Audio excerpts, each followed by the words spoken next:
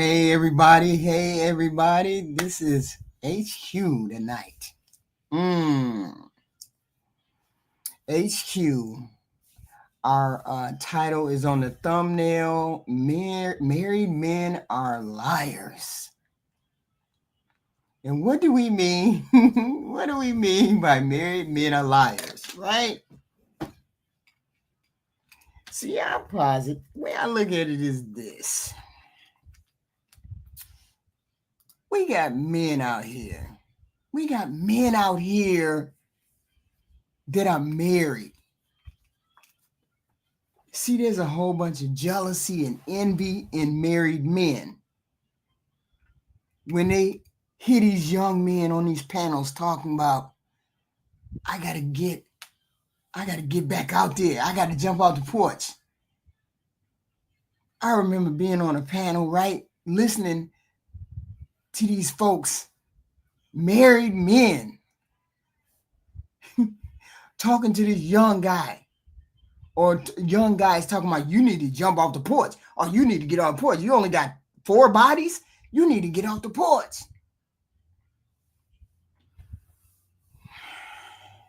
Look, these married men, don't let them fool y'all. Don't let these married men fool y'all. Most of them wouldn't go nowhere, regardless. Most people's marriages are relatively happy, and most of them are getting their needs met.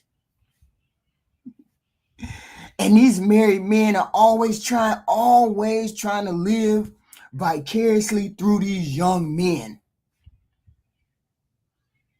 And when they get on panels talking to these young men saying, you should be out there sowing your wild oats. You should never get married. The women is just a trap. They be lying to y'all. They be lying to y'all. Because they know how damn good it is to be in a relationship with a woman and have somebody else to have your back and take care of you and somebody to come home to.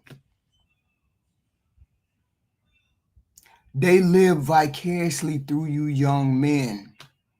That's why they say the things that they say.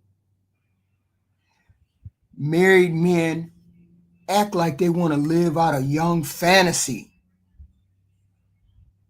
Especially the part about not wanting no family. I would have changed my family. I would have changed this.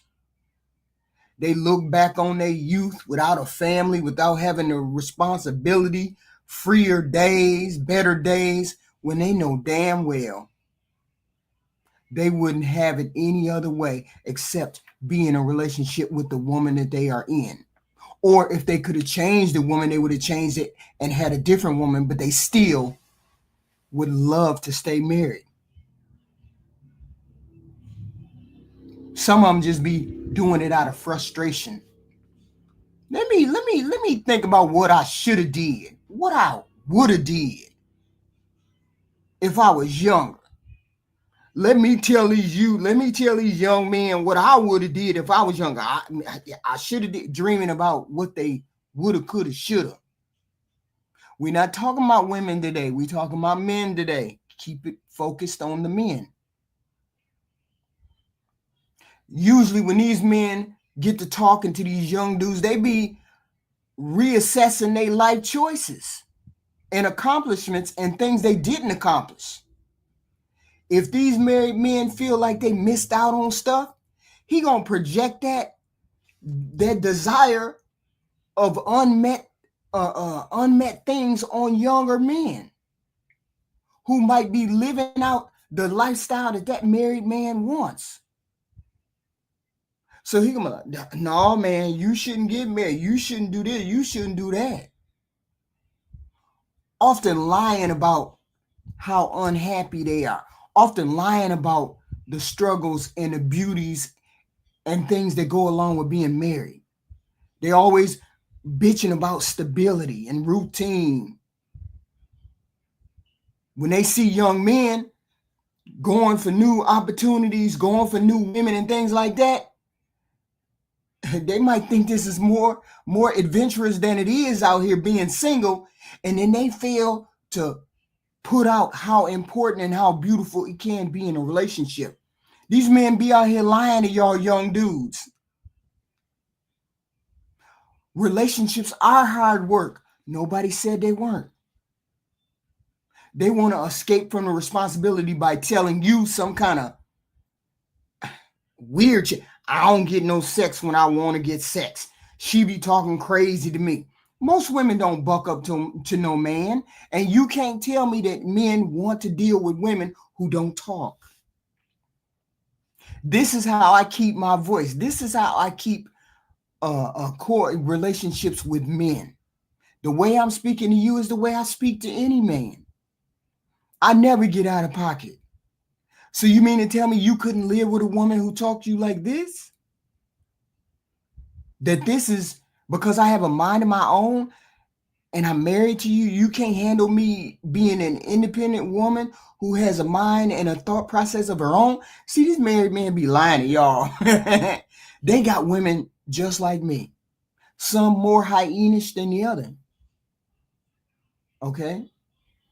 But it's got to be fun to be single. I want to be single. Let me tell them what I would have did if I was single.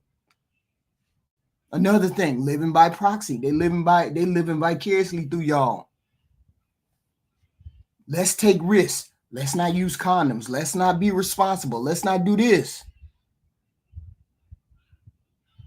You living through these young men by telling them, oh, I used to be out there. I used to be off the porch.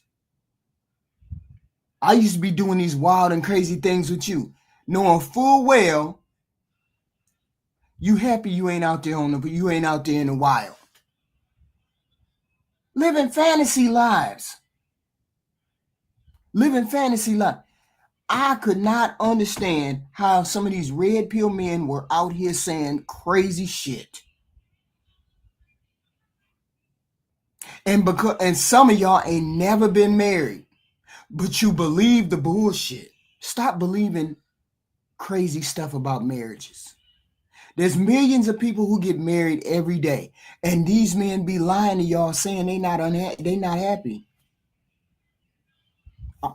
I'm not saying all of them are happy. That's not what I'm saying. I'm saying the bulk of them understand there are ups and downs in marriages and relationships. And they understand that they have to do other things. Ain't no such thing as no leader in no marriage. I don't even know why y'all believe that garbage. Women run relationships. You may want to run anything, but that's not how that goes. Most men are happy men. Most men are happily married men. And their happiness is better than single people. Most single people are less happy than married people because you have another person that you can share the burden with. Marriage, they tell you it's not stable. She be doing this, she be doing that. And all of that stuff do not be happening like they say it be happening. Otherwise, they would not still be married. What would make you get out of a marriage? No, what would make you stay in a marriage if you completely and utterly unhappy? Most people don't stay in a marriage if they completely and unreasonably unhappy. That's how I know they're lying to you single people. One and two, my thought process is this. Most people are online because they're seeking something. People who are not online, 9 times out of 10, are not seeking something. So maybe their marriages might be a little bit more happier. Maybe the married men who come online are seeking happiness. Maybe they're finding something missing in relationships. They don't know how to communicate with their family. But my whole premise is these married men are out here being married because they want to stay married, because they want to be married, because they are essentially happily being married. And they're living vicariously through the younger single men. You cannot always run from the truth. Single people, you cannot run from that truth. These people wouldn't be still married if they wasn't happily married in some way, or they understand that marriage is a give and a take. Okay. So when they come on here and they say, oh, the wife, they don't be giving up no snatch. They be doing this. They be telling you marriage is the end of freedom. You'll never have any fun anymore. I understand that responsibilities increase in marriage, but most marriages allow you to have fun or freedom or growth. These men out here telling you you don't have fun anymore. Married life don't have to be boring. You figure out how to make yourself happy within that marriage as a couple. My wife act like she want to control everything. I'm the boss in my marriage. 9 times out of 10, he lying to y'all. 9 times out of 10, she's running everything. She's controlling what goes on, how they go to school, what, when, how, boom, boom, boom.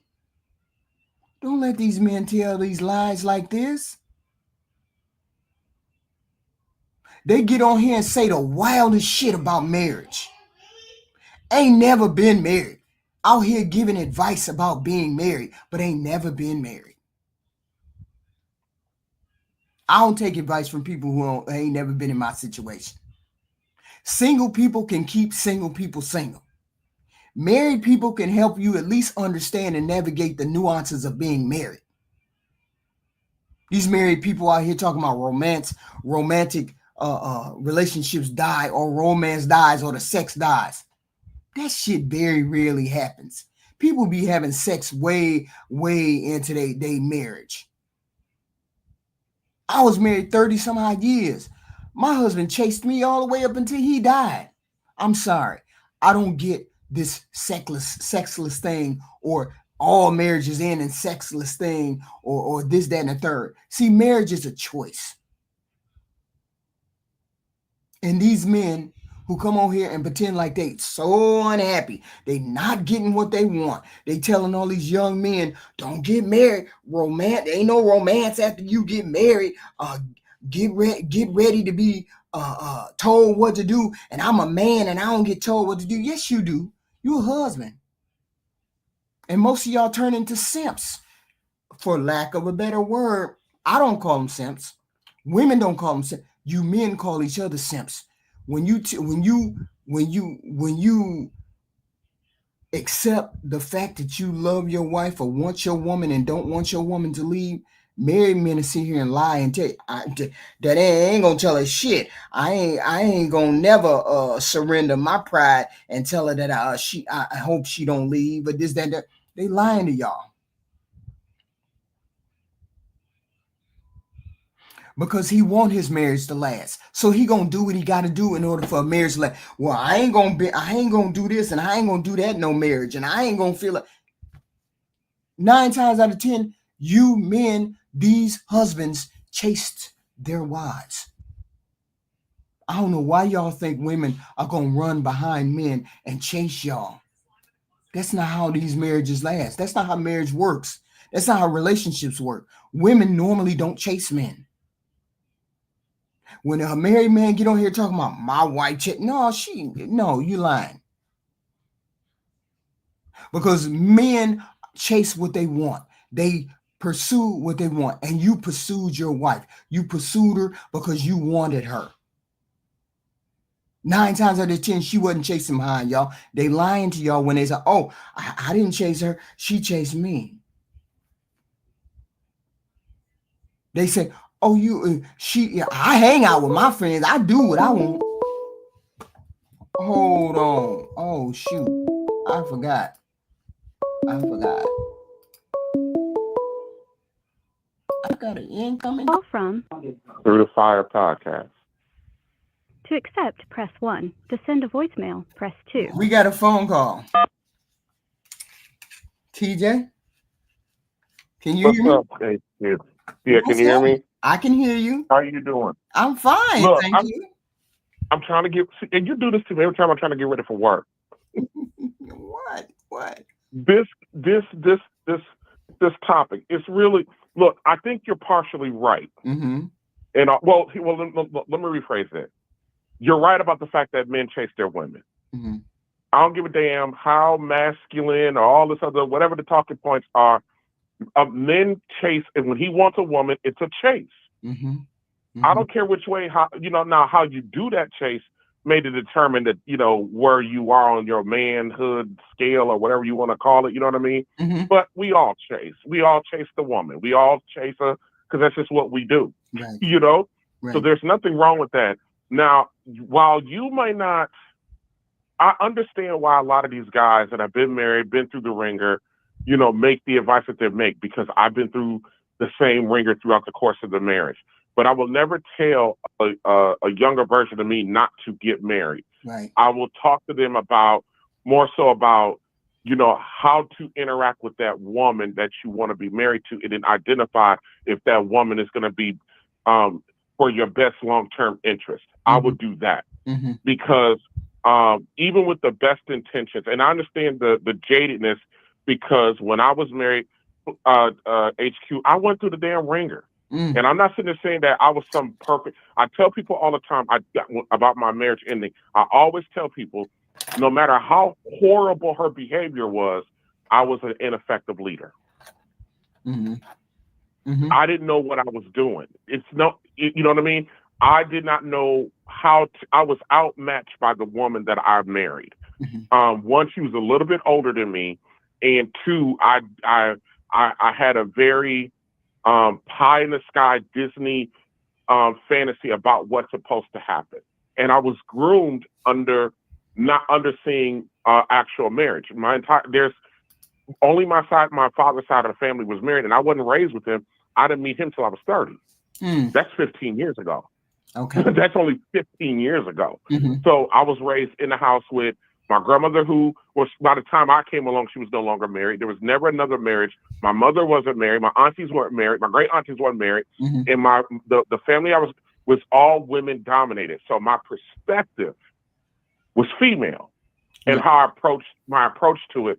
And so, although she's responsible for her behavior, I am still, even though I'm still responsible for the fact that I did not know how to manage that marriage well, even to the point of saying that, not recognizing earlier that she needed to go. Okay. And so a lot of guys, they'll talk about, come on, give advice to these dudes about don't do this, I'll never do this, not get married again. But they haven't gotten to the point of recognizing that maybe you didn't know sooner that she needed to go, which would have spared you the bitter, the angry, the rigidness, if you would have recognized earlier that it was time to cut bait. And a lot of people don't understand, when you got to cut bait, people think you say it like it's just a natural thing to do. It is very emotionally, physically draining. It's one of the hardest things to do. You don't want to cut bait. Yeah, but I understand that, but we're focused on the married men. Focused on the married men that come up here and give a false picture of what happens in a marriage. A false picture. It's always, I tell her what to do. She do this. I handle the finances. Hold up. When I hear this kind, when I hear this narrative from married men, this pisses me off.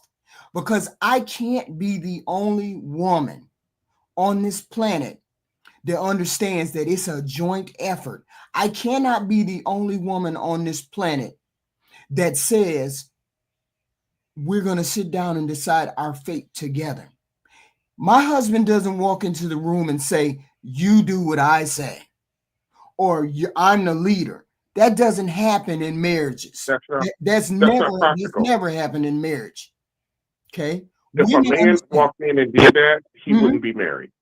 Yes. If men walked in and said that, they would not be married, which is why I always say, show me one of these red pill dudes that walk into the room and tell her, I'm the boss, I'm the leader, I get to tell you what to do, when, what, and how.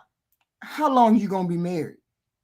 You're gonna put an irreplaceable fracture in that marriage if you walk into the house and say that. Here's what I do.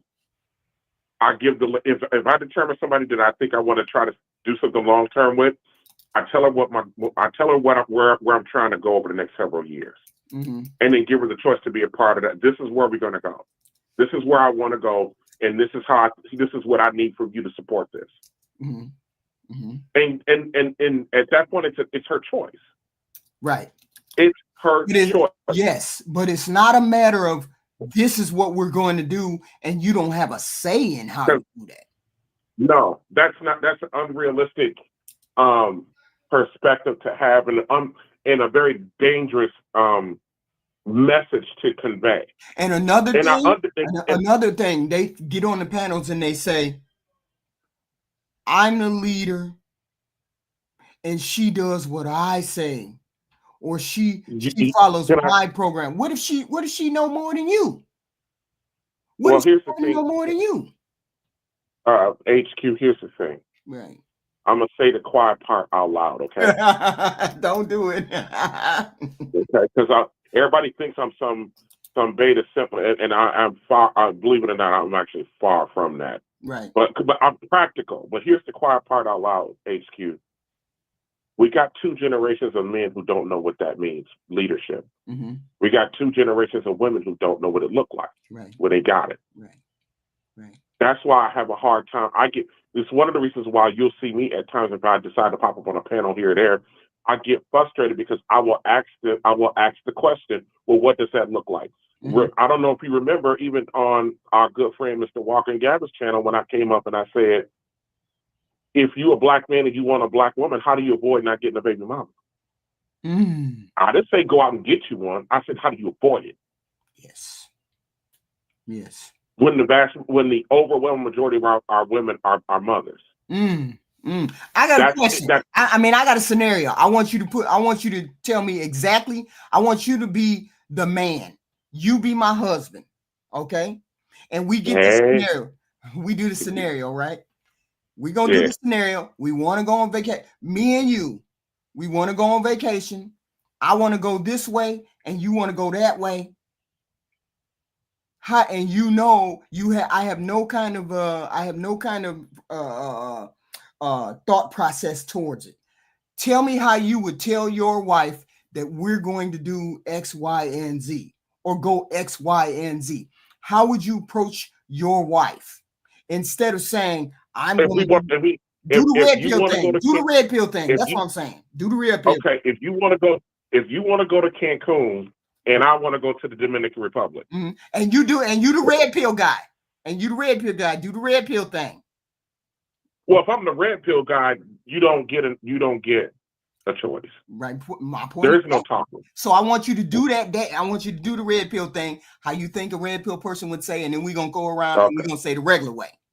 Okay.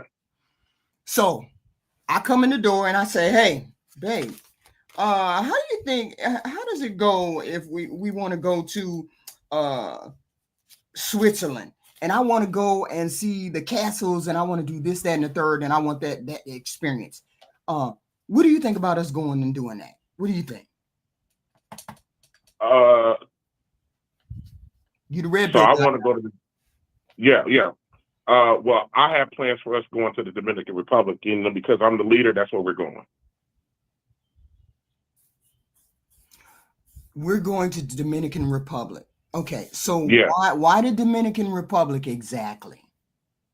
So why are you being argumentative and not cooperative with me right now?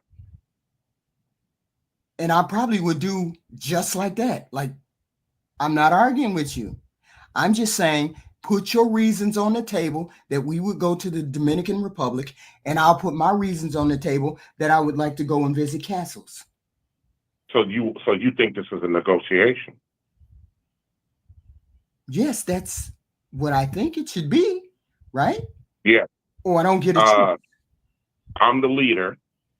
I determine the direction. I determine where we go. What does it matter if it's Switzerland or the Dominican Republic? We're going to Dominican Republic.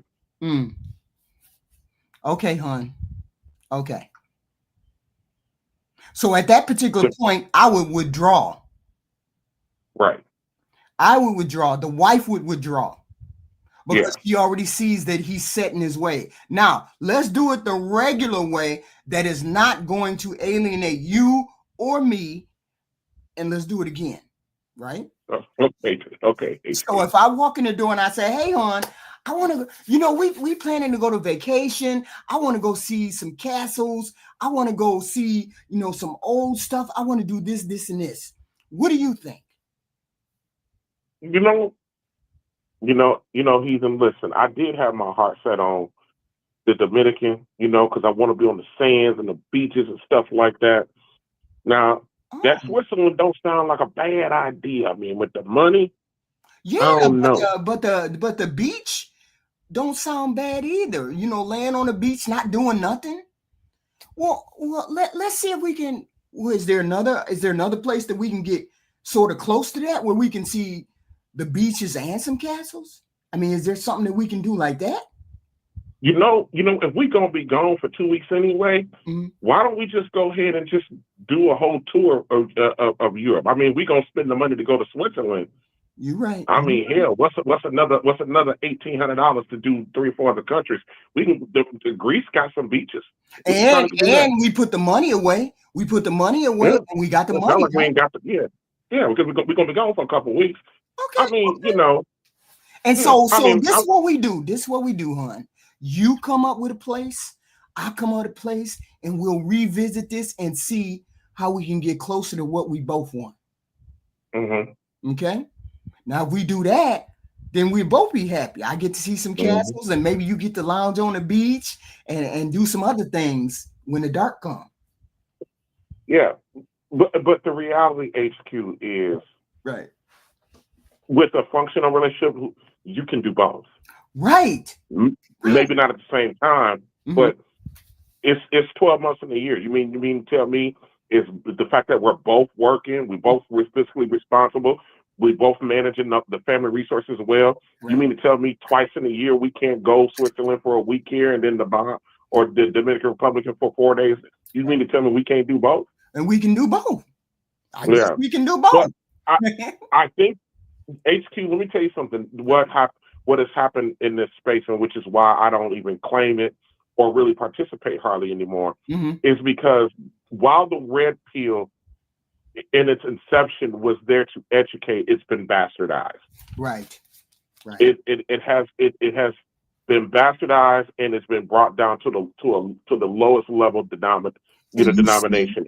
You see where women have a bad taste in their mouth for the red pill. You see that because it's like I mean, a lot of us guys got a bad taste in our mouth about the red pill. Okay, but because it's been bastardized. There's nothing wrong. See, here's the other quiet part out loud, HQ. What? The red pill conversation was never supposed to be introduced into your relationship. We were never, the instructions were never to go find out this information, get the education, and then take that and go beat your woman up with it. What you were supposed to do was, with the education, with the awareness, with the self-improvement, right. What you're supposed to do was be able to understand how to navigate with your woman better, not feed her into some kind of slave submission that it's been bastardized into. So I'm supposed to be aware of when my woman is being overly emotional or irrational and not caving to it. Right. When I know the direction we're supposed to go is better. It's not to sit there and jump up and down on her chest with both my feet. See, it's supposed to be about. I got a question. Don't you think when the red pill was introduced, and then they started putting it in action, you had married men talk, oh yeah, the red pill, that's the red pill, yeah, that's what works. When they start doing that, you started seeing a lot of women resent or have issues or problems in this space with married men. It was how it was implemented, HQ. It was implemented improperly. Mm-hmm. You understand what I'm saying? Right. It was done the wrong way. Mm-hmm. If you look at the red pill and what it was supposed to do at its core, the implementation of it is what made it go sideways. Because it wasn't supposed to be us out here with these raging fight conversations over this stuff. It was literally about, here's how you navigate your woman.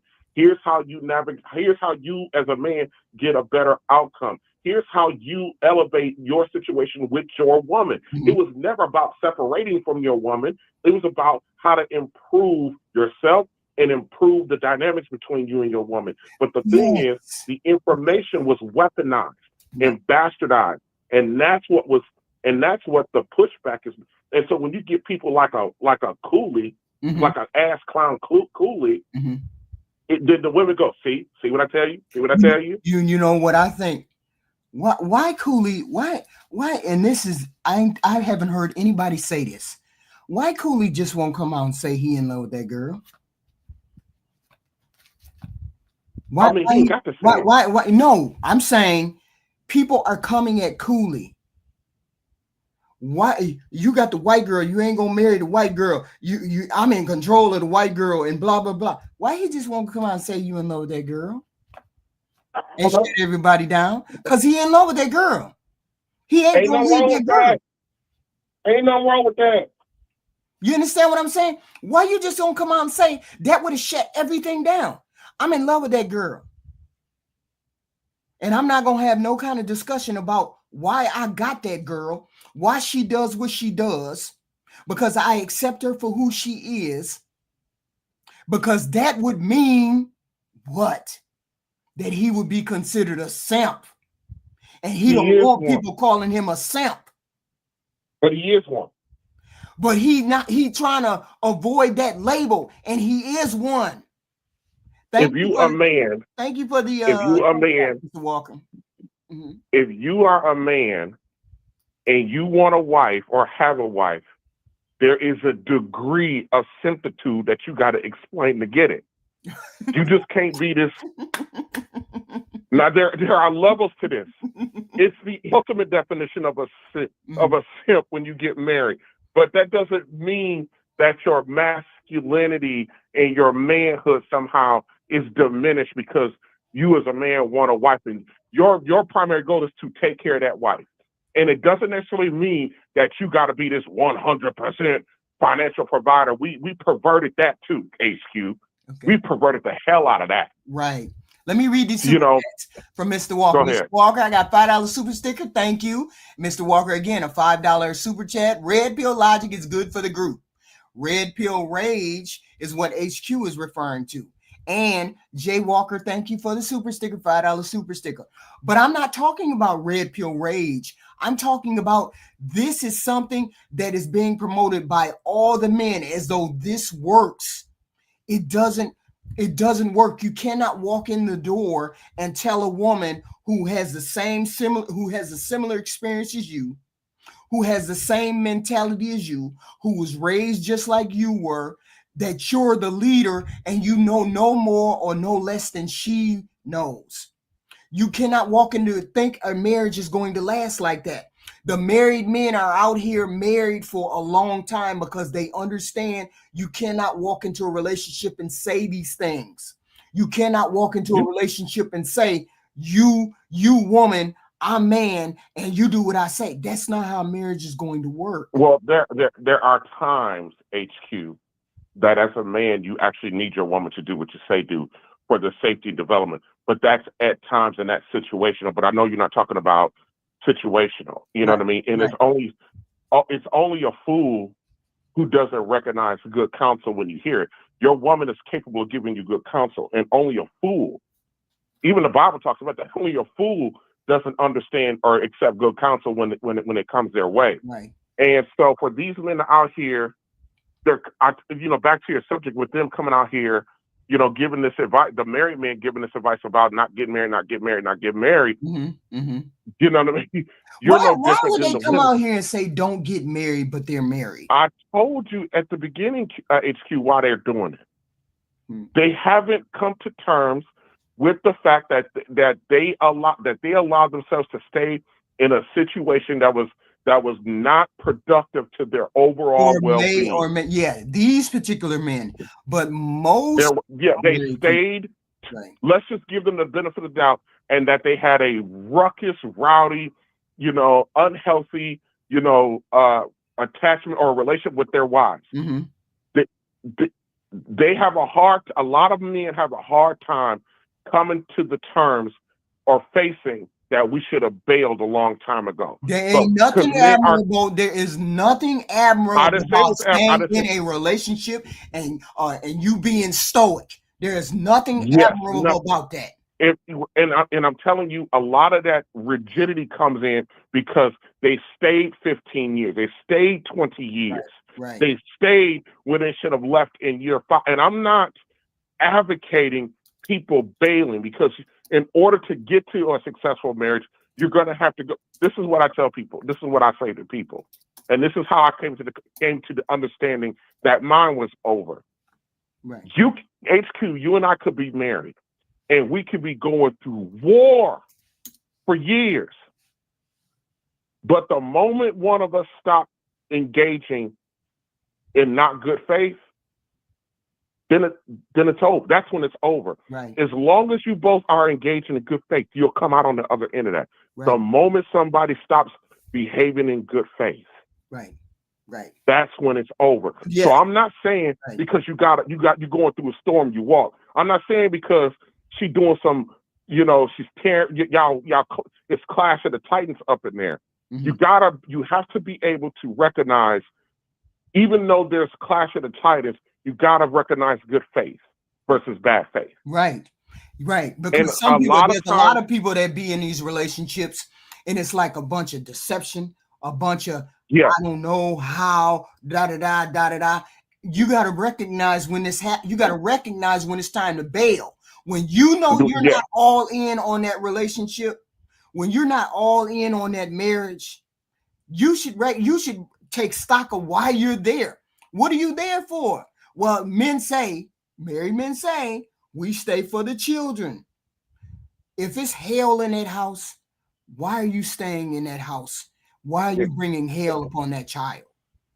If it's hell in that house, right? And a lot of us, HQ, when we're talking about divorce, a lot of us are looking at what happened to these uber rich men, and we're not.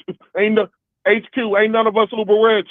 Right. You don't make enough money. You don't make enough money to be concerned about her taking nothing. you ain't nothing to take long enough. Ain't nothing to take. But we don't want to talk about that because on YouTube, every black man out there makes $250,000 a year and got another $300,000 in crypto. We all doing that. You know that? Most people are living paycheck to paycheck. You poor. I've got to go get a paycheck for next week. I'm trying to do it right now, but you got this crazy conversation going with me. But I love it. Right. But it's like, look, stop telling these young single people, you better not get married. You better get a prenup. You don't make enough money for a prenup. You don't make enough money to do all of that. If you do it young, yes. And then we got to give them, those of us who are now learning, got to give them the appropriate tools. Like, I like what they're doing over on Singles by Choices, even though they're doing these examinations. Right. The guys over there are trying to give them some tools on how to, they're not Gavin and Mr. X, and Mr. Walker. They're not telling guys not to deal with women. They're saying deal with them, avoid these type of behaviors. This is what they're trying to build a pool of eligible candidates. See, I'm not talking about I'm not talking about the candidates. I understand that the pool is fucked up. I'm talking about people that are already married who have made the leap Yes. into marriage. The single by choices are talking about people who don't know how to maintain a single relationship, who don't know how to get into a marriage, who ain't even marriage material, who don't know what being married is. I'm talking about people who have already gotten married, who understand the nuances and the traps and all of these things related to marriage. If you a shit ass man or you a shit ass husband, don't blame your woman for being a shit ass husband. You just a shit ass husband. And because she was a shit ass wife, you decided you were going to stay in that marriage. Nobody told you to stay in that marriage. Then if you were going to stay, see, my thing is if you're going to stay in a marriage and you know the marriage done turned to shit and Shiola, why is it that you haven't tried to make that marriage better? You've made that marriage worse. You went out. You do what you need to. Yeah. You see what I'm saying? If she ain't the wife that you want and she not acting right, then you need to cut her loose early. You got to, and that was my downfall with my marriage, is because I bought into shit I wasn't supposed to buy into. Mm-hmm. So I ended up staying 7 or 8 years longer than I probably should have stayed. My question to you, but I never came out of it. Mm-hmm. Just all angry about it. You know what I mean? I took responsibility for the fact that I stayed. I took responsibility that I was not qualified to lead this particular woman. Mm-hmm. Sometimes ain't nothing wrong with either one of you. You're just not set up. This is what I'm saying. This is what I'm saying. Sometimes you have to take responsibility for your part in the denigration of that marriage. She has to take her part. And then you got to do better. And because like I told the last relationship that I was in, I said, here's what I'm not going to do. We're not going to do anything that looked like what I had in my marriage. Mm-hmm. You will not bring me anything that you did in your former marriage because we both failed. Right. I don't give a damn. That's what I said. I don't give a damn who was at fault. And HQ, unfortunately, a year and a half into it, she said these words to me. We were having a disagreement about something, and she said, well, I'm used to doing X, Y, and Z. And I said, it's time for you to go back to go do that. I told your ass. We're not bringing in old habits and old ways of looking at things. We're either going to find our way or a new way, or you go back to what you're used to. Right. Because you're not going to bring that over here when that behavior you had over there failed. Right. But see, my marriage taught me, okay, no, I had a year and a half, 2 years with her. She's insistent on still operating that caused her failure. You're not going to operate like that with me. That's leadership. And cutting somebody off that you love because you know long-term their behavior is going to be destructive. I ain't going to go through that. Wow. That's what leadership is. That's what understanding is. Right. And hell, it might do her some service to the next one. Okay, look, I tried that shit with him, right, and it went left on me. He right. So this guy, I can't do that with this guy. Anything, and it saved a lot of heartache, pain, and unnecessary things that need to go on down the line. But you learn, but you evolve. We don't learn. The point is to evolve. Once you're married once, and you understand some of the pitfalls, you understand the type of person that you need in your life, you do better. You learn to do better. But it's like, look, we got married men in marriages for how long? I don't know how long these men are married that are on these panels, right? 10, 15 years. I don't want to hear your bullshit if you've been married 10 or 15 years and you didn't walk away or you didn't get out of it. Okay? There must have been something that you can live with, tolerate, to stay as long as you have staying. Don't be out here. Don't be out here.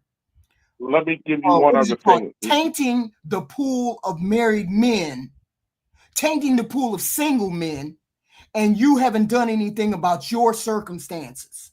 This is what I don't. This is the name of the reason why I made this show is because married men are out here married and they haven't had the courage to do anything about their crappy marriages.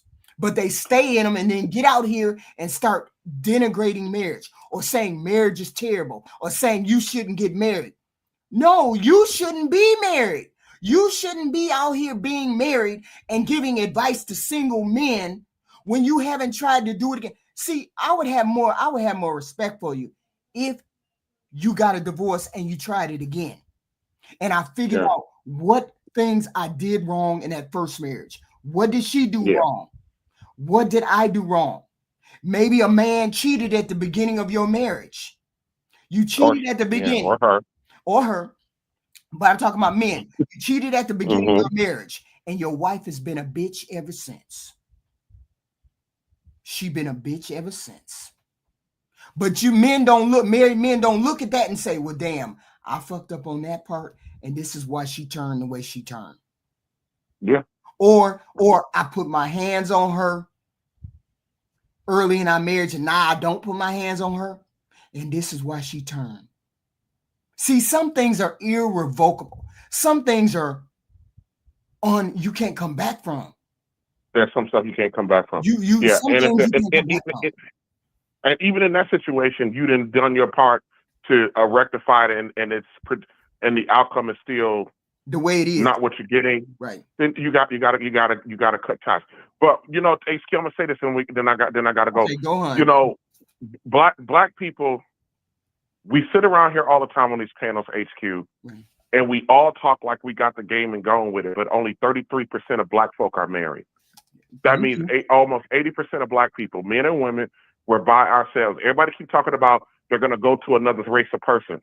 Please tell me what other race are coming up, flocking to us in droves and snatching our asses up, Black or male or female. Hey. Just because it's a drip drive here and there, that don't mean that they're coming to us in droves. They're not, because too many of us are still out here by ourselves, the men and the women, and we sit around here not looking at other things that work for other people. And we pretend like we're so different than other people. We're not. We're not that different. There you go. Yeah, well, this is an interesting conversation. And don't you be beating up on these dudes, because I will pop up while I'm at work now. Thank you, TJ. Thank you. All right, HQ. Bye, hon. All right. Yeah. You married men are out here saying these outrageous things, and you're putting yourself in the predicament. You're the one that's staring. There ain't no cookies. There ain't no prize for being stoic and staying married. We trying to have productive marriages out here, not where these men are out here telling these young men, man, you shouldn't be married. Marriage is a trap. You can't hang out with your friends. I say y'all lying to these young men. I say you want to be married. You want to stay married. You don't want to be single. And you can't tell me most men stay because of kids, but then you doing stuff on the side. And then you don't never tell nobody. I used to screw around on my wife in the beginning, and she found out, and now she a bitch. See, men don't tell that. Y'all don't tell what y'all do first. It's always the woman is doing something. The woman did something wrong. See, the married men don't tell you these things. They don't tell you that they was messing around in the beginning, or they was they put their hands on their woman, or they talk crazy to their woman. And then she turned into the bee that she is. Half of y'all don't make enough money to be talking about prenups. The average man, Black man, makes 50, 60,000 a year. That ain't no money to be doing no prenup. And most women don't get rewarded any kind of child support. They don't get rewarded spousal support. Okay? They don't get rewarded spousal. The judges don't be rewarding women spousal support because she works too. So therefore, she ain't getting no spousal support. Most women don't. But these married men that tell you how you better get a prenup, you won't make enough money to get no prenup. Stop telling these young single men this.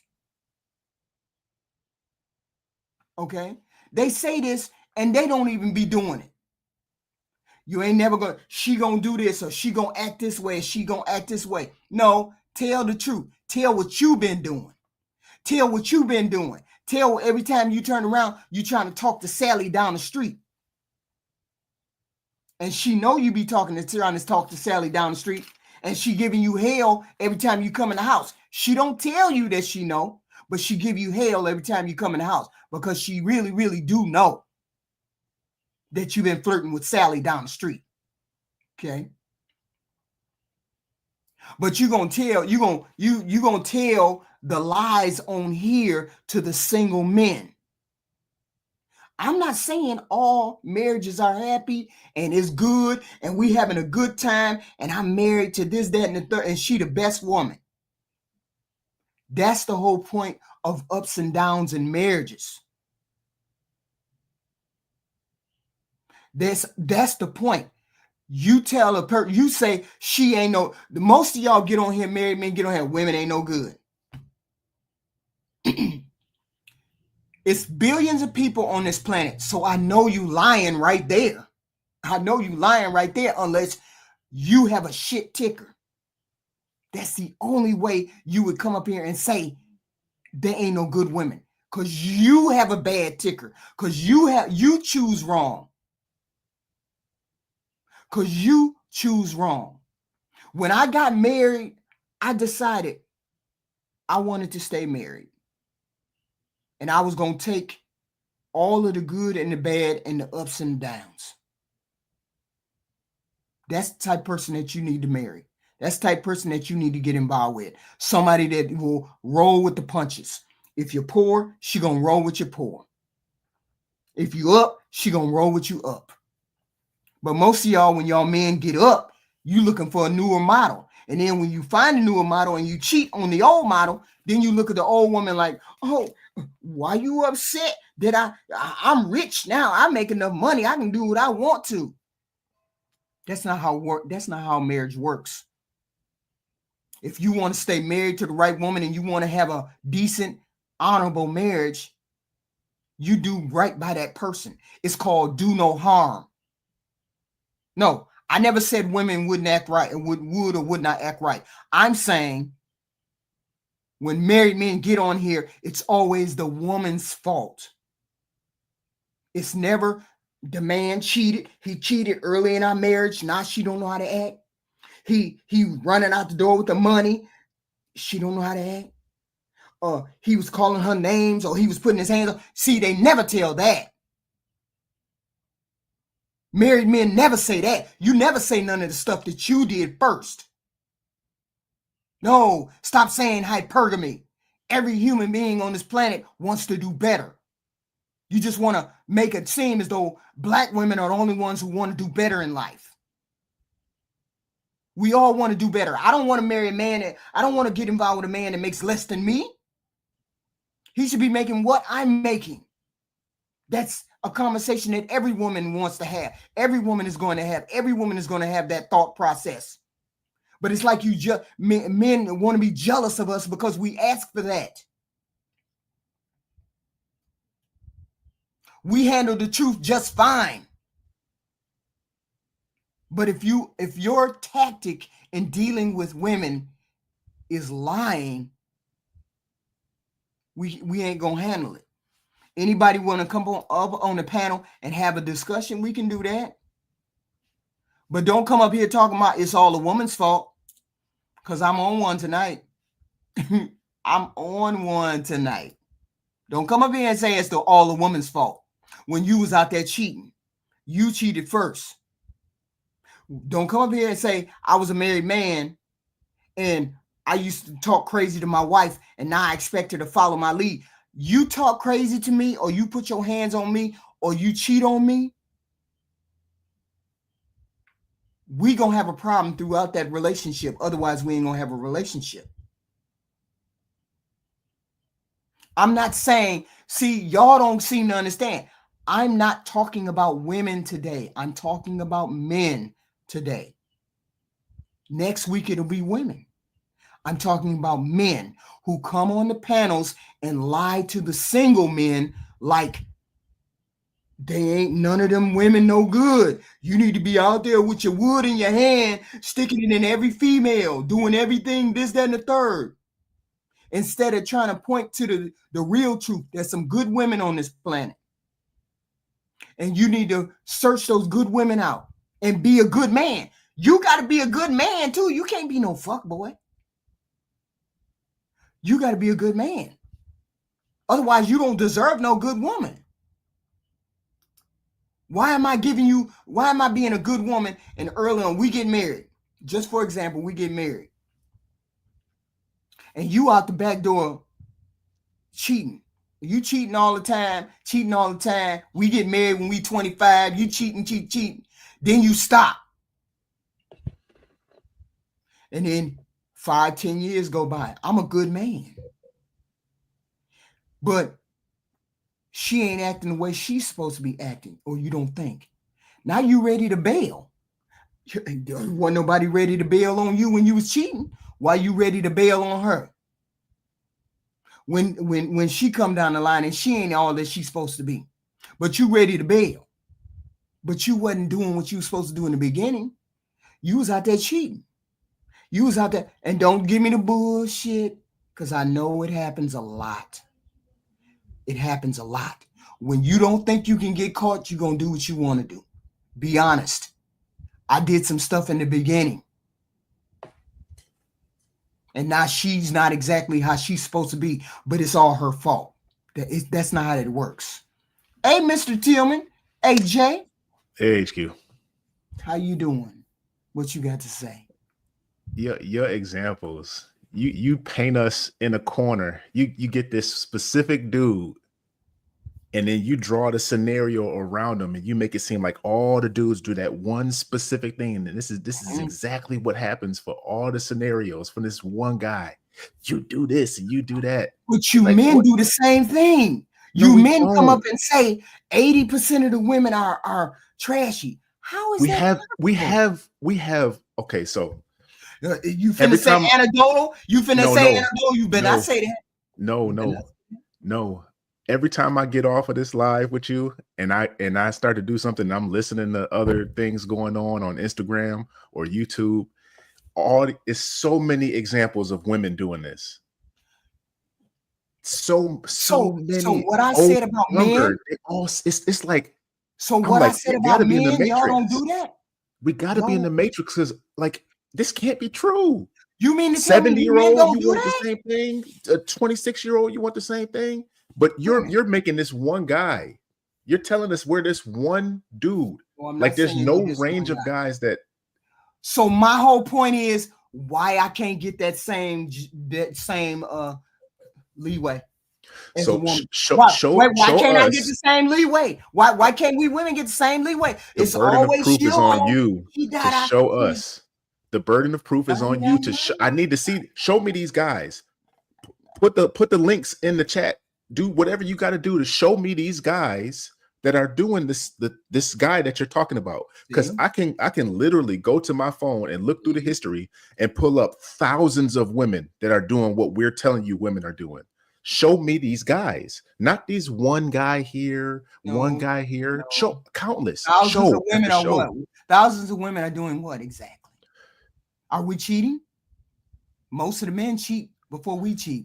Most of the men cheat more than we cheat. Men and women cheat at the same clip. Showing our ass on Instagram? We showing our ass on Instagram? That don't mean we cheaters. That don't mean we're not marriage material. I hear the most egregious stories about women cheating on dudes. Just I left the house. I told him I was going to the gas station, and then my side piece met me up there, and then I did what I did, and I went home and I had it in, and then my ex, my man, he ate it out, and he didn't know. What? More men cheat more than women. Or the most egregious, I let this guy think that the kids is his, and then we go to the courthouse and whatever, get the DNA test. Ain't none of the kids his. So if we cheat at the same level, that's negligible. Yeah. But what is it? So what is it that we do so outrageous, women? Because you. But that's the thing. If a man cheats, shit. If a man cheats, how you on here talk? Women, hold up. I am a married man. How you on But here as a married man? But I was in them streets out at here, night. out here giving this advice and not helping people get married. No, I give straight up advice to men. I'm not going to tell you to get married or to not get married. I'm going to tell you to do the vetting on the woman that you plan on marrying. If that's the discussion, I'm not going to tell you to do it or not to do it. But I'm going to tell you to vet. But it don't help when y'all come on here and say 80% of the women, married men, 80% of the women are hoes. I don't never say that. But you know, when we say it's hard for us to spot out the good women because they standing right next to the hoes. And it's hard to see you good men because y'all standing next to the degenerates. No, we're not. No, it's not. It's not. Yes, the nug, you can see a nug we done had this whole away. thing, this whole week, we done had this blow up about this person named Joseph. Well, nobody calling him out. Well, nobody saying nothing about his degenerative way. Nobody was saying nothing about JP and his degenerate way. Well, nobody saying nothing there about Darrell and his degenerate way. Well, nobody saying nothing about them men. They were just being friends, being on their panel. Y'all wasn't saying nothing, standing right next to them. Y'all do the same thing as women. I don't know to who.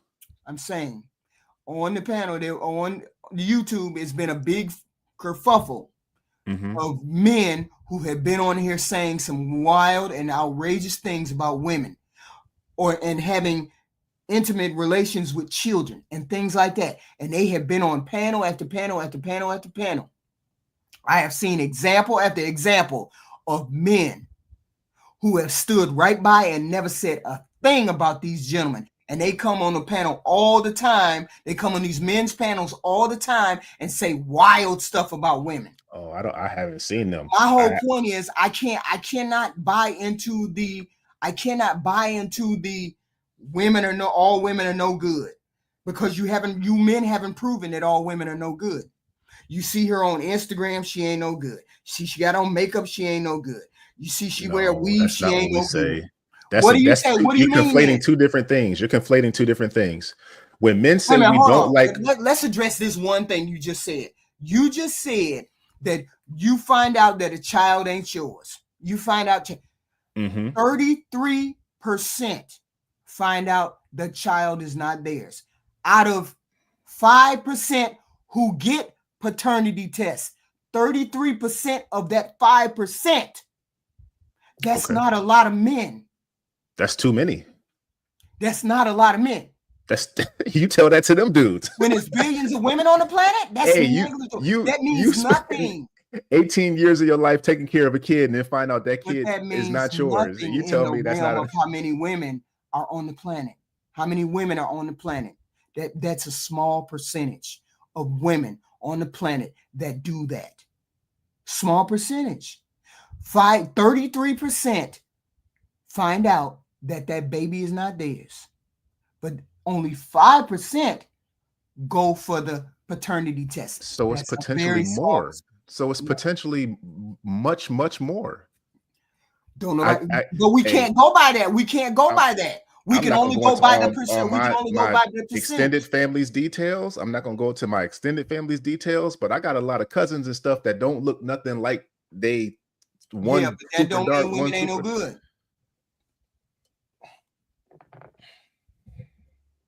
I didn't say that. That don't mean the bulk of women ain't no good. But I'm gonna go back to what I was saying before. When you conflating two different things, you're conflating a man's choice for a man being critical of a woman for her choices. A man's choice. I don't want a woman with a whole bunch of makeup on and a lot of wigs and wearing waist trainers and BBLs, because you know who also wears that?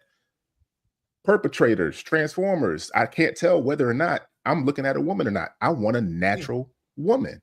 So that's a man's choice. A woman's choice is choosing to go on Instagram and show everybody everything she's got. Yeah. So if I'm potentially wanting to date you, a solid reason. What you said to me when you came on was, I painted a picture of a small man. Yeah, that who is this? You are painting a picture of a character of a woman. I wear makeup. I wear high heels. I wear stilettos. I wear short. I didn't say nothing about heels. I do all of that. I can be ratchet sometimes. HQ, you look like yourself right now with makeup on. Right. You look enhanced with makeup on. The women we talking about, you can't tell what they look like, and you know what I'm talking about. HQ, stop being so disingenuous. You know what I'm talking about. How does that make them hoes? I didn't say it makes. I never said that. I didn't say it makes them hoes. Why do y'all put? So why do we conflating two different things? They might be parallel things, but they're two different things. They're not a hoe because they're wearing makeup and wigs and stuff like that. Right. But when the ones that are also doing it are also on Instagram showing everything. They out there with the head, what they call, yeah, but how does that make them head when they look back?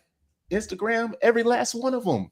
Yeah, but they know that's. I haven't seen a normal picture with a woman in a long time that her head is not looking back over her shoulder with her booty showing. On Kendra, every time they get the opportunity, Kendra said, "Ooh, y'all love showing that booty." So how does that make her a hoe? I can't hear you, HQ. What? You can't hear me? Nobody can hear me? Can y'all hear HQ? I can't. Can y'all hear me? This HQ. I didn't do anything. Hello, somebody say, can they hear me? Can they hear me? Mr. Walker, can you hear me? They hear us. Oh, I don't took my own I'm being too animated over here. So my whole point is this. How can you label all women as hoes when we can't do this? So we can't, and it's all sexual. It's only sexual. You can't say just because she's sexual in that way, that makes her not a good woman. Just because she's sexual in that way. Ludacris said it. You doing whole activity with whole tendencies. Hoes are your friends and hoes are your enemies. That doesn't mean I'm not one of those people that prescribe to she's a hoe. Just like I don't prescribe to men as being because they do a certain thing that they're unmarriageable men. Most men are marriageable if you get them under the right circumstances. Y'all get on the right page. Most women are marriageable soon as you get them on the right page and they doing the right thing. Just because I get on Instagram and I put my ass in the camera don't mean I'm not marriageable. To go back to that Chappelle joke, man. Just because you don't like seeing me on Instagram with my ass out don't mean I'm not marriage material. Just because I'm dressed this way doesn't mean I'm a police officer. Right. Like, come on, man. Yes, it does. No, it doesn't mean that. No, it doesn't mean that. I go on Instagram all the time in a bathing suit. What the hell are you talking about? Are you going swimming? No. Or are you going to Walmart? No, I'm not going to Walmart. I'm not going. But I would go on there. I'd be on there with a swimming suit. But no, these girls be in Walmart with a swimming suit under a what's that called? Fishnet, top to bottom, booty cheeks out, BBL dripping. Toes hanging over the heels. And she's what are you? What do you do for work? I'm a nurse. What? Yeah, but that's neither here nor there. Married men like you. Yes. You can get into these discussions like you're a married man, like you're a single man. But I've you been a single man have before. a good woman at home. So why you have a good woman at home? I'm assuming. You don't know that? I just said I'm assuming. I'm just glad she is. So I'm assuming. So why is it that you not promoting that instead of saying I got a good woman, you can find a good woman? I do tell brothers that any young brother I ever talk to, I tell that if they and I tell them that, like my nephew's about to be 30. The girl he was dating or is dating, whatever kind of relationship they got on, like you vet her, right? You got to vet her. And she got to be right for you. Just because she's on Instagram in a swimsuit, just because she got on makeup, just because this, that, and the third, don't make her not marriage material. The way she portrays herself on social platforms lets you know what type of woman she is. I'm gonna let y'all burn. I'm gonna let you burn in the sun. I'm gonna let y'all burn in the sun. Hold on, time out, HQ. What? Are you single now, HQ? Are you involved with anyone right now? I'm a widow. Okay, but I mean, after that, are you involved with anyone right now? No. You wouldn't even stand up when the brothers you told them that you was going to stand up. You didn't even. No, I didn't. No, I didn't want to stand up. Go listen to the tape. No, I didn't. And I never said I you talking about these women showing the coup de Why would y'all be interested in that? I'm old as shit. Why would you even be even I'm looking at not. me as I'm older? My point exactly. I'm I'm not, old as but I'm shit. saying you don't even want to stand up. Cause I'm old as shit and I ain't doing that kind of shit. So I ain't why here to would I promote want a my body. woman? I can appreciate that, HQ. I can appreciate you don't want to stand up. And it was why would I principle. want a woman? I Why don't would I do want that a on woman who's like, nobody's who'll be panel. like, oh no, look at me, look at me. No, hell no, I ain't doing that. I'm older. Ain't nobody don't nobody want grandma's pussy except grandpa. Stop Nobody it. wants to regardless of the age of the woman. When a guy sees her, if we're attracted to her, from that point, we don't really want other men looking at her like they're gonna do it regardless. But if she's advertising herself on a social platform, showing all kinds of cakes and everything, but then that's it's how like, I feel. yeah, I feel like I shouldn't have to advertise myself because I'm not out here in the dating scene. I'm not looking for a date or a partner. Don't you think I could find a partner? I could find a partner. Yeah, I believe you.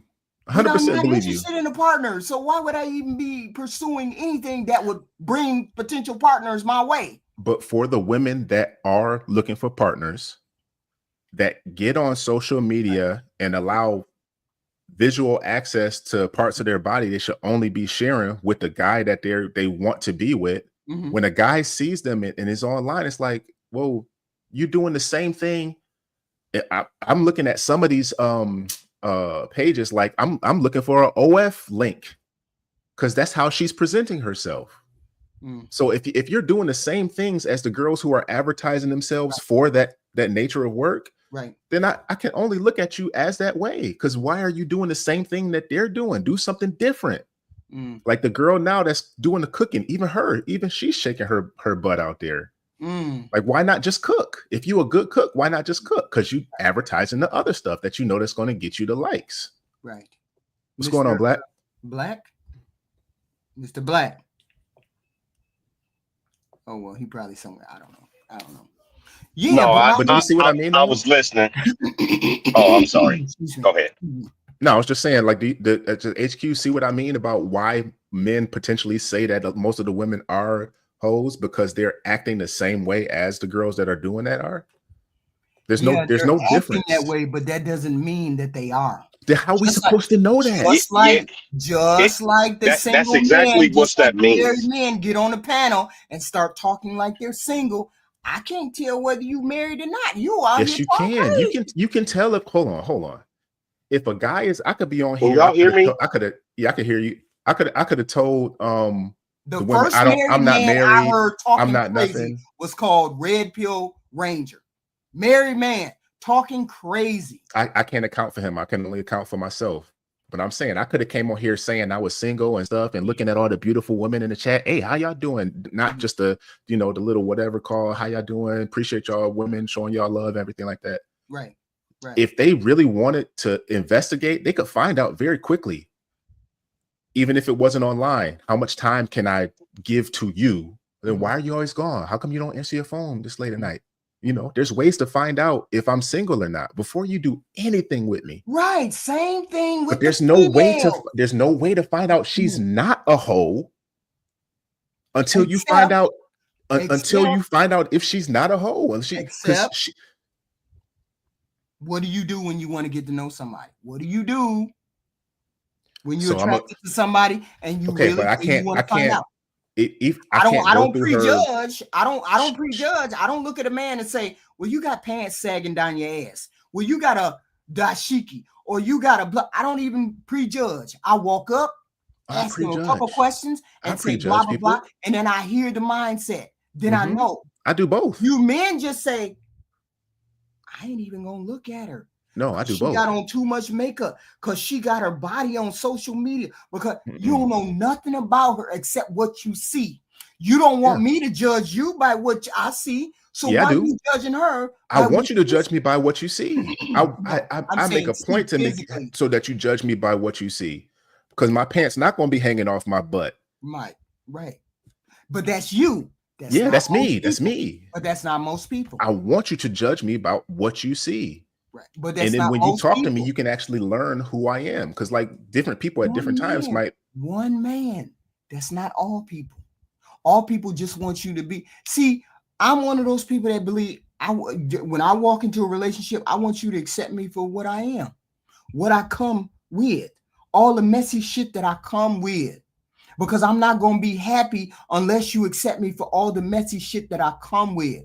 And when people say, well, I need you to do this, and this, I instantly tune out in relationship. I instantly, when a man come to me and say, well, I really don't like you doing that.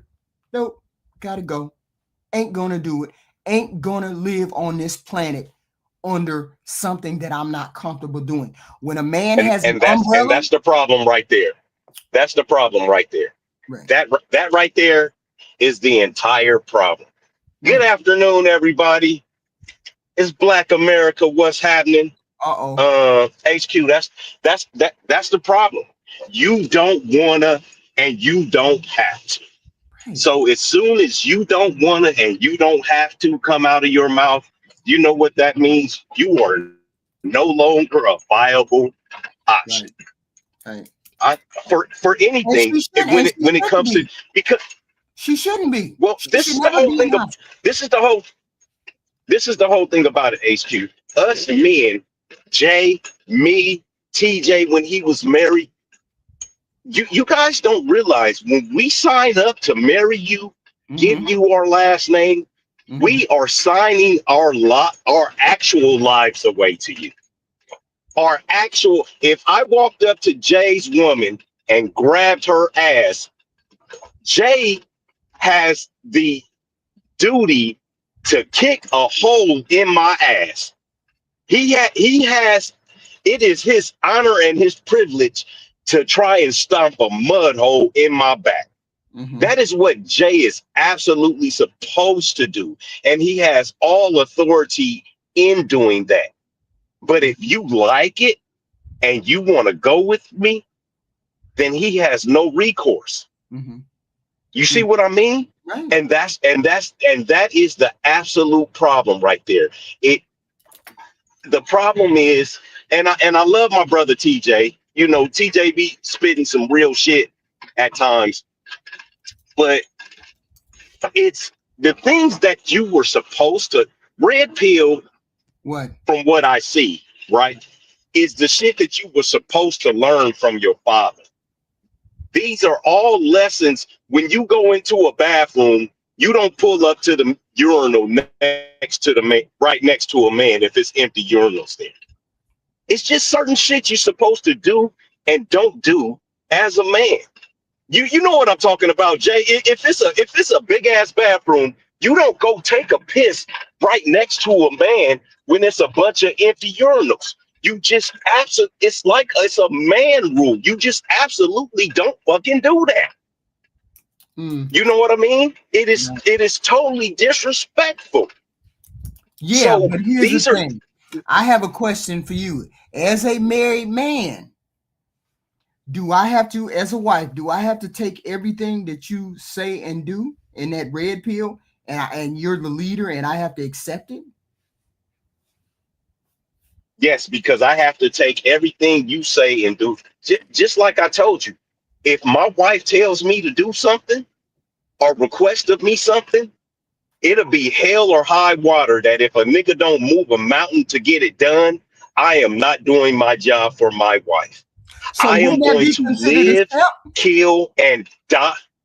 You can be a simp for your wife. I tell all the guys that I don't really care about simping in a relationship as long as you are getting what you want out of that relationship. As long as your wife is cooking and sucking dick, I don't give a fuck what, and she's not cheating. As long as she's doing her basic shit, then yes, you're going to be a simp. You're supposed to be a simp because she is covering sex and food are your basic needs. And as long as she's not cheating and going upside your head with hot grits, no, women aren't doing that. Women aren't doing that. What ain't they doing? Okay, so HQ, I don't know if no, they're definitely not giving up sex. Sexless marriages are at 25 to 30% of sexless marriages. 25 to 30% sexless marriages. Look it up on one of your little computer boxes right now. Wait a minute. And So see how many experience the sexless marriage thing. Or you just have talking? I know a lot of people that in you my know a lot of people that No. don't get sex. Hey, And they married. Yes. Yes. Yes. What? Yes. Why ain't she giving them sex? Because when they talk to mine, they be like, y'all do, and they be like, we ain't doing nothing. I'm like, why God, ain't she giving them sex? Why ain't she giving them sex? Because she doesn't. Because she doesn't have to. Yes, She has. It's no incentive for her anymore to give up sex. She's not trying to get anything else until she. Oh, and that's another part about leaving, but we'll jump on that in a second. It's no incentive for her to do anything until she's ready to leave the relationship. She no longer has to do a goddamn thing for a man. And what is he already going have to do? you. Yeah, what's his recourse? Because you're not supposed to cheat, right? Yeah, you can't go cheat. The money that you have, the money that you have, your resources have to come into this house to take care of me and your kids. What's his recourse? Bitch, I'm turning off your cell phone. So I'm turning off the lights in the house. So y'all mean to tell me that y'all know actual men, not y'all, I know actual men that have wives that are 30 years old, 35 years old, 40 years old, ain't getting no sex. I know. Yes. This dude, I'm not gonna go into detail. This dude over 365 days. Wait a minute. And this person, and your boy said what? What did your boy say? She ain't giving me no sex. They just, man, this, I guess some people, like what you said, some people do just for the kids. They stay together for the kids. And they suffer through whatever. I don't even know if it's duty at that point. And so outside of the kids. He started cheating. And you, I don't know what they. I don't know what they doing outside of that. It devolves to that. It devolves to that if they can. But HQ, I'm not the most handsome man, but I'm not an ugly dude either. I can't just walk outside and wave my dick around and get 5 women to hop on it. Even you at your advanced age, if you go outside butt naked, somebody's going to try to fuck. You guys don't understand the way you guys don't understand how horny men are. We are horny we ready to go every day of the week. Every day. Mm-hmm. And twice on our days off. So and twice there's a caveat. There's a caveat to that. What? There's a caveat to that. What? Men are we're victims of our nature. If you have the same woman all the time, you can't be going as often as you would versus if it was a different woman, if that makes sense. And that's why I keep 3 women. You don't understand that? I'm not saying that that's what we do. I'm just saying that, like, physically, if I'm laying with a woman and it's the same woman and she wanted Monday, Tuesday, Wednesday, Thursday, Friday, Saturday, but that weekend, I'm gonna be like, all right, man. Like, but if it was a different woman every day, there'd be no issue. Right. Jay said he's tired of regardless. It's a psychological thing. What's that? I'm just saying that's just a fact. You saying you're not gonna be faithful regardless. I didn't say that you're gonna. No. That's not what he's saying. What he's saying is if you eat steak and potatoes every day, sometimes you might want some shrimp and some fish sticks. Yeah. You know what I mean? And it'd be easier to eat that other meal, the different meal. Wow. Right. Sometimes you want some chips. Sometimes you want some chips and some guacamole. So steak and potatoes is the best thing. Think about this, HQ. Yeah. The men that don't do that are fighting directly against our nature to do it. Okay. Fighting to stay with you. To stay with one person. Mm-hmm. We're literally fighting our nature. We fight it. And it could be an argument. That's so stupid. Men don't do this. Well, then why, when women have their monthly cycle, are they allowed to be emotional during that month and do all this stuff? Well, that's a woman's hormones. We all understand a woman's hormones. Right. their cycle, menopause. We're expected to deal with all these different things. But when it comes to a man's hormones, oh no, you need to be better than that. You don't need to be. What do you mean a man's hormones? What do you mean? A man's hormones aren't testosterone. Like he need to cheat? Is this what you're telling me? I'm not saying he needs to. No, he needs sex. Yes. He needs sex. Why do you think adolescent boys jack off? Just all this it's not craziness. It's not because they just started touching themselves. Right. It's not because they touching themselves and they just enjoy it. It is a physical urge. It is a biological need. It is a drive. Boys and grown men I'm not even gonna lie, and grown men too, just sitting at home whacking off all the time. OnlyFans, anyone? Everybody know that these OnlyFans porn industry, anyone? Porn, niggas is sitting there. Let Mr. Walker talk. What you say, Mr. Walker? Go ahead. Hello, can y'all hear me? Yeah, we can hear you. Yeah. How y'all doing this evening? Hold up. I want to go back to the sexless marriages. Because I grew up with that. What is going on in this society that there would be sexless marriages? I don't understand it. My husband chased me all the way up until he died. I was like, he'd be like, I just want to. Okay, listen, now we know the dynamic of your relationship. You sought after a man that you liked, and you presented him with what he liked. Perfect. Right. And you got the perfect ending. God rest his soul. Now, somebody said on one of these panels, a lot of these women end up marrying guys they don't desire. That's just what it is. It's plain and simple. There ain't no way in hell a husband gonna sit there and request or ask for sex from his wife, and then her man, she's like, yes, because I'm getting what I need out of this act as well.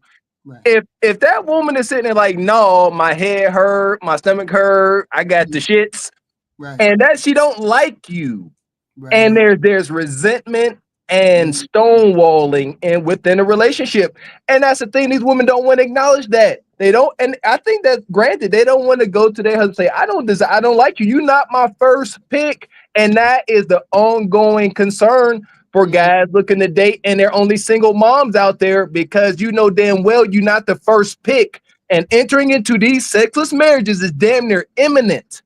Oof. That's wild. I did not know that was a big problem out there. She just stopped having sex. She just said, forget it. I ain't having no more. I ain't dealing with you at all. Listen here. I got an uncle, and he married. He's childless.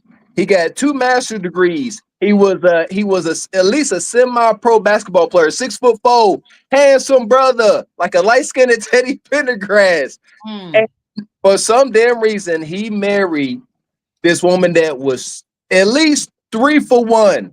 And like as a young man, I didn't know what I was observing and looking at their dynamic, but there was zero respect. Now, as adults, we went for a ride, and I'm talking to him. I say, Unc, man, why did you marry that woman? Very hard conversation to have. Right. And he was like, I thought I could save her. I said, Unc, you didn't have friends that told you not to do that? He said, yes. And I said, why didn't you listen? And he said, she told me, she gave me this sob story, made me feel sorry about her ex beating on her, and I thought I could save her. It's like, yes. And I'm like, that's intense. And this ain't no, like I said, I got to just give his physical attributes to drive the point home. I'm like, that's some sick hoodoo, man. That's crazy. But yeah, these sexless marriages are, I want to say, somebody said, what was it? Somebody said 15%? Shit, listen here. Listen, we got to put some parameters. What's a sexless marriage?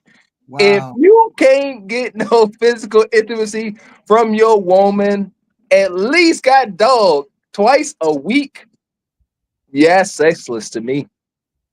Ouch.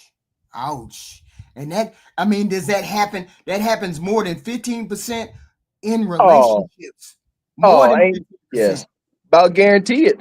Shit, I can tell a sexless relationship by listening to a husband and wife talk. You could tell Yeah, what he'd be they're going on. frustrated. Yeah, but I All mean, that, all that frustration. That's a real Everything thing. she say be just Yeah. yeah, but then that's something that you're Right. supposed to Can I, let me, negotiate, right? Aren't they? They not negotiating none of this. no, They just how you you can't, gonna you negotiate can't coup de from a woman you know who negotiate don't want to give any it of to it. you? You can't negotiate any of it. You Yeah, can't. how you gonna negotiate something? Then you're taking it from it. Oh, now you're raping, Amen. you're raping your wife. right. You know what I mean? Mm-hmm. You gotta want it. I want a woman to want it, Yeah. not to be like, oh, come There you on, go. come and get it. Come on again. There you go, HU. Let me talk on that. There ain't no damn negotiations. If you ever in a moment where you got to plead your case to your woman for physical intimacy, it's an ongoing joke on social media, but that's a technical foul. You fudge. You done in the game. If you Right. got to sit there and be like, baby, please make it. It's over. It's over. It's done. Right. It ain't supposed to be that way. I've been married for 12 years. We got 4 kids. We done been through the ups and downs. All that, I assure you that is not reality. It ain't supposed to be that way. No. That's a bleak. That's a bleak outcome for married men. But the whole point is, would you change? How would you change it? How would you make it better if you had to express that and say, "Hey, don't do this so this can happen"? What would you say? What kind of woman would you say you would need? I'm saying you can't change your wife, right? Unless you just want to get rid of your wife. You just want to get rid of that female. So how do you do what you do as a married? How do you explain that to a single man who may want to get married? You might have good outcomes in everything else except that area. Well, here you go. I believe it's my it's my goofy ass philosophy that you just plain and simple heard it from Kevin Samuels. It hit home. Present your spouse with your best self. Plain and simple. And for me and my wife to get to this point where we're at, I had to develop better leadership skills. I had to lose weight. I had to get more stern and stoic. I had to get more on my purpose and really hunker down for me to be able to go to her and be like, all right, you need to get a cookbook. You need to do this. And it go over smoothly. You know what I mean? Mm-hmm. But it's you got to get together for the right reasons, you know. Yeah, I digress, but Yeah, but it's gotta be, you gotta have an initial attraction too. It yes, can't you just be got an to. attraction on your side. It has to be an attraction on her side as well. It Yeah. ain't no way I would have been married 30 years if I didn't find my spouse attractive in that particular way. I mean, I can recall me saying, "Man, you want to have like 5, 10." Look, I'm 50 years old. I can't be doing that every 4 or 5 days, dude. I mean, every 3 or 4 days, you gonna break a hip. We're gonna break a hip, right? And Exactly. he'd be And looking me in the eyeball like, and that's nope, what this is what we gotta do. This is what we gotta do. I keep telling men also. You don't. Everybody think, oh, you get older and you're going to slow down. And yeah, you're going to slow down, but you still actually want to have. Even me, being in my advanced age, in my 50s, I still want vagina at least 4 days out of the week, at least, and then I won't head the other 3 days, Right. at least. And then I got to be sucked off. So I mean, it's like really, for some people, it's a problem. Right. Right. Who is it who came up? Who is this? Hello? How you doing? Can you hear me? Yes, I can hear you. Oh, Prince. Yes, Yeah. sir. What do you have to say on the subject? Well, First we're off, on I want marriages. to apologize. We're on marriages and why marriages go to crap right now. I'm gonna let the fellas talk, but I want to apologize. I'm feeling a little bit under the weather, so I'm gonna let the fellas talk and just chime in. Okay. Okay. So Tillman, you and everybody on the panel, I guess, may be married except Prince, right? So when you No, get wait. Go I'm ahead. married. Oh, okay, Prince. Okay, so everyone on the panel is married. Okay. So if you're on the panel and you're married and you've been married a long time, why did you stay married if you're in I'm not saying you're in a sexless marriage. You're saying sexless marriages. But you're not in a sexless marriage, right? Shoot, according to Black, I am. God, dog. Right? My whole point is, would you tell these young men, this is what you're gonna have when you get to a certain age, or when you get to a certain point in your relationship? Would you say that? I can't honestly. I Yes, can't call it. that's what's going to happen. It's just that's what's going to happen. When you get past a certain point and you can't come to your significant other, it's like all of the gentlemen. Like I said, gentlemen come to me when they're at their last rope. I can't get her to have sex with me. I can't get her to cook.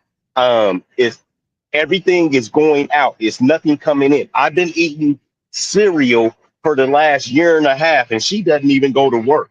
When you know what I mean? Like, yeah, they stop cooking, they stop cleaning, they shut down. Women shut down. When they shut down everything. I don't got to do a goddamn thing. You know what I mean? And so then now you went to counseling. Being a married woman, I try to see. When I was younger, I read books. I read a lot of books. About being married and what I wanted to do and how I wanted to be as a wife, right? As I wanted to be. So I knew I had to learn how to put some food on the table. I knew I had to be there as a sexual partner for my husband. I knew I had to do all of these things. But then I had examples because my father and my mother, were a loving couple, right? They were a loving couple. So I saw that example and I said, okay, that's what I'm going to do. That's exactly what I'm going to do, right? Because I want to be me and in this marriage, and I want him to be him in his marriage. So my whole point is, why don't people learn these kind of things? Why don't people understand this is how marriage? If you want to be married and you want to be in a marriage, you got to understand. You got to be able to put food on the table. But see, here's another question. This is just a side note. I told my husband, I said, do I always have to cook, or does it matter how I get food to the table? What if I ordered that home chef thing and I cooked the home chef thing? Would that matter to you whether I did that or not, as long as I had a meal on the table? Does that matter to you all as married men? No. You understand? You all understand what home chef is? Yeah, I know what you mean. That don't matter to me. That don't matter? I do most of the cooking in my house anyway. That's just the dynamic of here, because her schedule, I wouldn't eat in that case by the time she get home. Right. I think it's important to cook more days than not. And it depends on the dynamic. Again, like I like to give, some context. Me and my wife got 4 kids, so it's a task and we both work. So, but at the very same time, if it's important and depending on the structure, that the home it's not, making someone do something. It's deep. Having a home cooked meal, man. What's the term? These are core memories, especially for the kids. Like, kids don't remember, we always remember DoorDash. No, they would rather remember their mom making freshly baked bread and whatever their favorite pasta, stuff like that. Like, so it's got more to do with the group, not just what the guy wants all cooked. You see what I'm saying? It's deeper than that. And that's the thing. We got to stop making it seem as if, a man's demands in a relationship are so selfish. No, as long as the woman chooses right, all of these demands, and I'm saying that for a reason, because it's not up for debate for real, it's for the betterment of the group. Right. See, that's the whole thing. Do we have the mental? Do we have the frame of we need to have for the group mentality? Do women have the group mentality now? Do men have the group mentality now? Because I know my job is to cook, clean, make sure the kids are out of the way, out of his face. Well, I made sure they were out of his face when he got home from work. Out of his face, and when he wanted to visit with the kids, go talk to the kids, do what he wanted, then he had time to take a shower, do what he needed to do, then he could come out and relax. I made sure they weren't in his face when he jumped in the door. I made sure, okay, you got a hot meal. I made dinner for the kids. Me and the kids ate together. You came in late at 7 o'clock. I made you a meal. There's a meal. Let me warm it up while you take a shower. Boom, boom, boom. Right? That was mostly our routine. Or if you got home in the morning, we worked midnights, I would make sure he had breakfast on the table, something to eat so he can go to sleep. So I understood my role as a wife. I understood that role. But my whole point is people don't understand their roles. That's not a hard thing to do, is to put a meal on the table. I don't understand how that's a meal. But as we got older and our children were out of the house, it was like home. It was like home chef. Hey, I don't want to come and figure out how to prepare shit. This stuff is already prepared. This stuff is already in line. I just make this, and me and you got a dinner, and we good. As long as I made sure the meal was on the table. As far as the sex is concerned, that wasn't no negotiation. When I felt like doing it, it was what it is. I might want to suck something at 3:00 in the morning. That's just me. There you go. Let me touch it right quick, issue. Let me touch on that. So, Can I chime in after? so here's the thing. Okay, right guys, after Mr. Walker Prince. Guys, it's so much easier and less awkward for a woman to require or request physical intimacy from her man than it is from the guy. Why? Because it's a 99.99% chance the guy ain't gonna say no. Seriously. And I remember, I back in the day I had to tell my wife, I said, I could work a double. I could come home and try to lay down at 3 a.m. If you tap on my shoulder at 5, I'm up. No question. I might be a little groggy, but I get up as long, you know what I mean? But the other way around, I would pity the fool of a man trying to do that to his woman. So it is for the best of the group for the woman to be comfortable initiating it. But at the very same time, to be fair, if a woman knows that she gonna get, her fulfillment out of this, she's more willing to initiate it. But if she's like, man, I'm just gonna, you know what I'm saying, get taken to that point and then let down. Well, let me ask this question. Let me ask this one question. Oh, wait a minute. Let Prince get in. What did you want to say, Prince? I wanted to say, first off, that black men are the most liberal men in America. So in terms of like dynamics between men and women, black men tend to be far more understanding about helping cook, far more understanding about watching, tending after the kids, taking them to school, dropping them, picking them up, all that stuff. So I've seen few black men who aren't, especially if they're with the woman, they're in their kid's life. I've seen few black men who don't do that. Mm-hmm. Okay. So even myself, like in terms of relationships, it's about optimizing the relationship in terms of all things, all aspects. Right. Even if you're cooking, we don't cook every single day. We cook maybe 2 days before, cook enough to where it could last us for the next 2 days. Right. And then on that third day, we cook a whole new meal and do the same thing. Right. Right. I mean, that's what most people do. Most people make sure they have things planned out. I like to have. I'm a type personality person. I have to have stuff planned like in 2-3 days in advance, because then I'm uncomfortable if I'm not.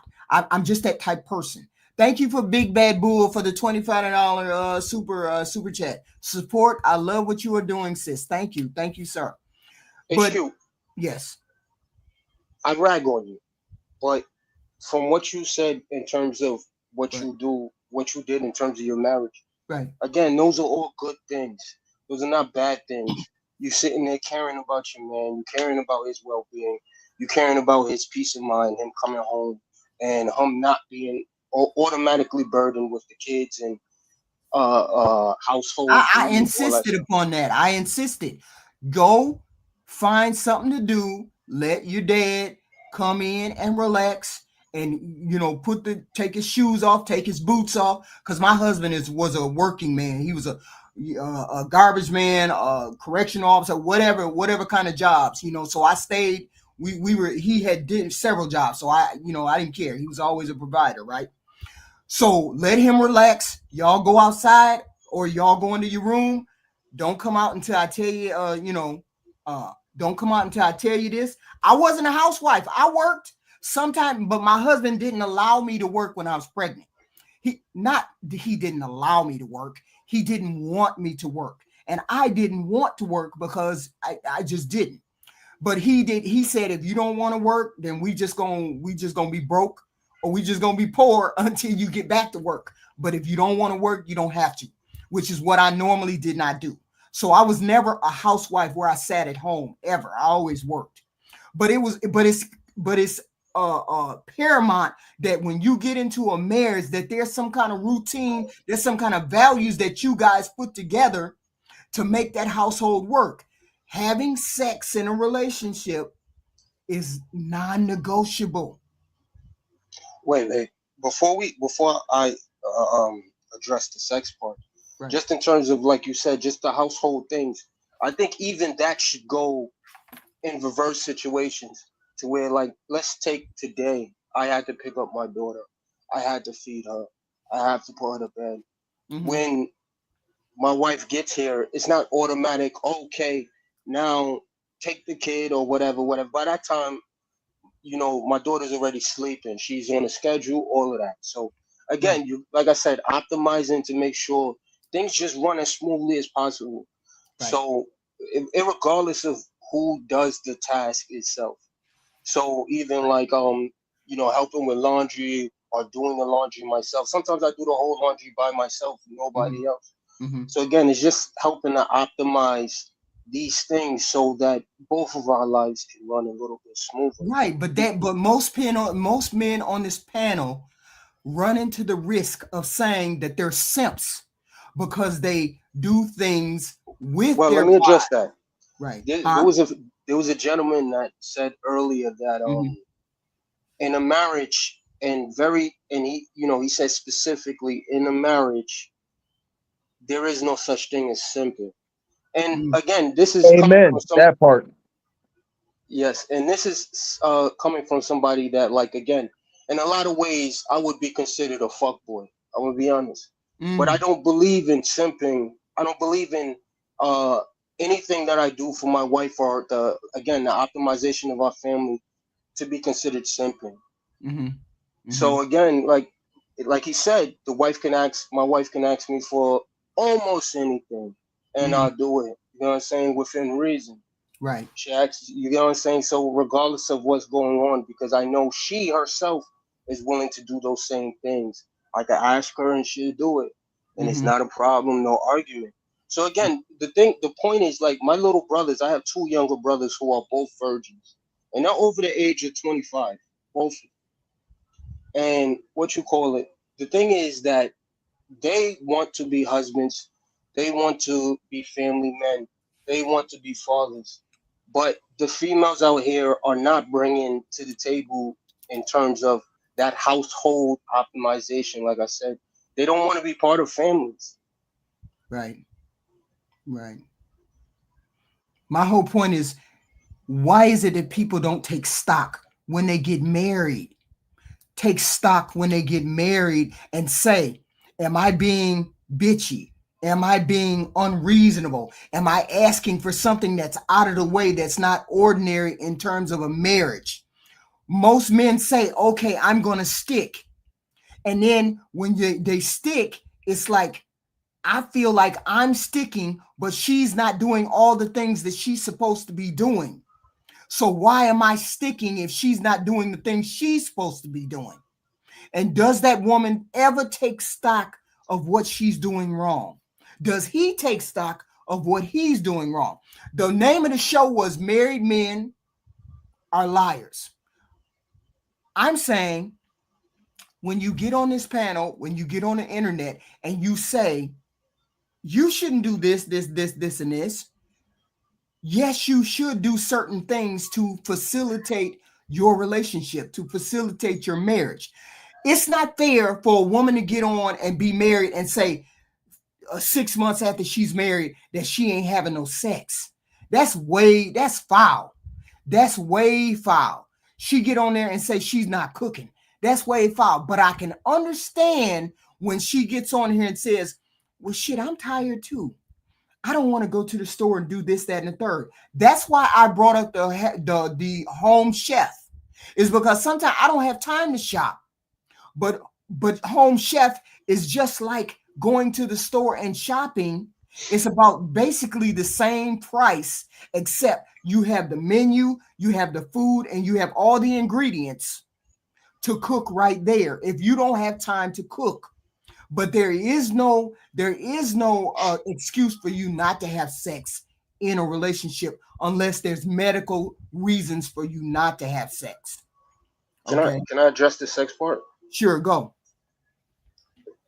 Like my girl's father and mother, they were together for like 10 years, and the mother said, and I spoke to the mother myself. This is what she said to me.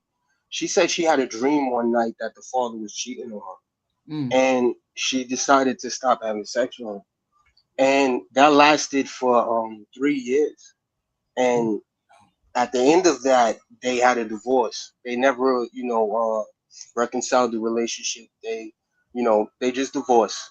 And I told the mother, frankly, like if it was me, I'm not waiting a week. I'm gonna be honest. Depends on if she's sick or not. But that's a mental thing that happened with this woman. Most women, if a woman is not having sex, there's something about mentally or something that has happened that made her say, I'm not going to have sex with this person.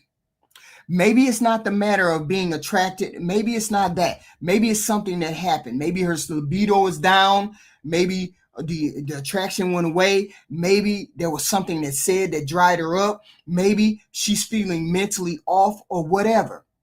All of these things have to be addressed in a marriage. But I'm saying don't turn people away from marriage because of specific anecdotal experiences that don't happen. See, as you all can see, I'm coming from the perspective of a married woman or a woman who was married. You all are coming from as men. I'm saying I'm not saying I had a happy marriage. That's not what I'm saying. What I'm saying is we were on the same street, he and I. We decided to stay on the same street. We didn't deviate from here to there. I didn't cuss him out every 5 minutes. He didn't take out his belt and try to whoop my ass every 5 minutes. He didn't try to cuss me out. There were things that we negotiated when we got married. I told him, I don't like to being called the B word or the C word or any of those things. That completely turns me away from you when you do that. When you're angry with me and you raise your voice, I'm fearful of that. Don't do that. I hate when a person raises their voice, the C word. C word. I hate when people raise their voice at me. I cannot function. I literally tune out and then I'm walking away because I cannot deal with it. These are things that I know about myself. So I told my husband these things after he kept raging at me. He was a correctional officer and he'd come home and he'd be really, how do you call it? He'd be really abrupt and angry and resentful. And I could feel that. So I would stay away from him, right? And when he would come towards me and he would talk to me, it would be like, rah, rah, rah. And I said to him, I said, I don't function that way. I'm not that type of woman. When I don't rage at you, I don't want you to rage at me. Can I add something? Time. Yes. Well, again, another gentleman earlier has said that because they was talking about having multiple sexual partners, right? And if they have multiple ones every day, then they'll be able to maintain that versus having the same sexual partners the same sexual partner and going all week. Now, why is that such a difficult concept? I don't understand why because you want to have sex every day, you can't have sex every day with the same woman. You can't switch that up so that you're not feeling resentful? Because what I'm getting from you men is, married men is, you're resentful that you need to have sex every day, and you're resentful Wait. that she I doesn't. actually want to address that. Huh? What? So, like me personally, I don't believe in having or trying to, I guess, pressure even your wife to feel like you need to be having all this sex. The reason I say that specifically is because the man, as a man, you have to like, and again, I know how this is gonna sound, but as a man, you have to be able to control yourself beyond even, just because you have that access to sex doesn't mean you should always be using it. So this is why I advocate for men to again focus on themselves in some ways, not just do a job and just come home and that's your whole life. Work out, if you need to, calisthenics, lift weights, all of these things to help the man actually regulate all of that extra sexual desire to where even if you again are cheating on your woman, the point is that you're not out there just giving yourself away to all of these women who really truthfully have nothing to give you back. Mm, mm. So you So believe again, in self-control. You believe in the control that married men should have control of that. let me So put it let me put it like this. I think Mr. Walker said it. I mean, again, the woman should desire the man should desire the woman. That should be right, obvious. If y'all both working out or y'all taking care of yourselves, then again, there's no reason to be overweight or anything like that. right, right, Um, right, but I would say that I most men don't have the experience of having a woman thirst after them. Where you might not fuck her for a week, and she's absolutely like you don't have to do nothing. You know what I'm saying? It's that easy. So again, instead of you sitting there, because again, the whole, like Mr. Walker said it, the whole outlasts the pole. So as the man, you got to restrain yourself to when you do use your pole, you demolish them. mm-hmm, mm-hmm. Okay. Yeah, there you go. So that's what I'm always stressing. That Mm, come on now with what we done heard so far. right, Like, does it not seem like it makes more sense for a woman to be more into the man? That's going to stop this issue. If she's more into this guy, you know what I'm saying? She ain't tripping over physical intimacy because she likes him. right, He gets her off. She got plain and simple. Little man in the boat is undefeated. Here's the thing, like it would behoove these young men to learn women. I right, grew up in a wild environment, but I grew up in an over sexualized environment. That's why I turn my nose up to raunchy madness because I grew up in that bull jive and okay, almost became a product of it. Nevertheless, when I got to college, you know what I'm saying, growing up in that competitive atmosphere, you mm-hmm, know, I'm about to get me a college girl, stuff like that.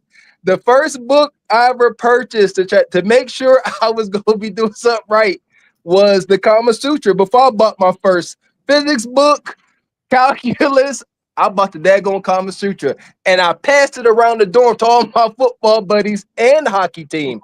And we educated ourselves. It's right, funny. right, And looking back, it was hilarious. right, But it was what it was, man. You learn, like, it's educational. You learn the ins and outs of the act. It's more than just an act, it's an experience. But when you got that knowledge and you're in a relationship and you with the person that you really like, right. and you care to share that experience, not just, I don't even know. I don't. Like I said, Can I it can takes I a add to high that? level, it takes a high level of vulnerability. But here we go. It's catch 22. That Right, shit is gone today. right, Vulnerability is shot out in today's dating culture because everybody's looking for leverage. And that's why these sisters don't want to get guys that they like because they lose leverage. And so right. they end up with guys that they don't desire, then Mm-hmm. they end up in sexless marriages, and the conversation never ends. Can I add to that? Yeah, go. Um, Yes. like again, like Mr. Walker is right. And again, I thoroughly believe in foreplay and foreplay extending beyond the bedroom, the bed. Right, Foreplay outside, foreplay, you know, just walking with her, how you talk to her, all of that stuff. Right. And again, foreplay during your activities where again you're cooking, all of that stuff. There's room and opportunity for it. But again, I remember having a conversation with one of my friends when I was younger, and I had told them, and they laughed at me for it. And I had told them, I was like, me and my girl, when we are doing what we do, there's times where we just stop and just maybe start doing something else. And again, then we start doing it again. And he was like, what's the point of that? I don't understand that. And I said, bro, again, the female's going to finish. If you're doing it right, the female's going to finish before you. The point is to hold yours off. That's the point. The point is to hold yours off. Now, again, so with me, we stop, we start, we stop, we start. And again, this could be a whole day thing depending on what's going on. Now we got to go shopping. Okay. You know what I'm saying? So again, where that energy is maintained throughout, let's just say the whole day. You get what I'm saying? And so when it's time to actually do and finish it, it's quick and done. It's over. It's quick and dirty. Yeah, I'm going to bed. That word is sort of ringing in my ear. Not quick and dirty, but nasty. Yeah, I used to hear that all the time. Really, this is what we doing right now. This is what we doing. Yeah, I like it nasty. So I've heard that several times. But my whole point is, I get it. I do. But calling her names at the beginning of the day or throughout the day never gets you what you want. No, yeah, that's never get you that. what you want. There you go. So you got to take the pressure out of it at the end of the day. Like, you wake up and it's so much. God dang.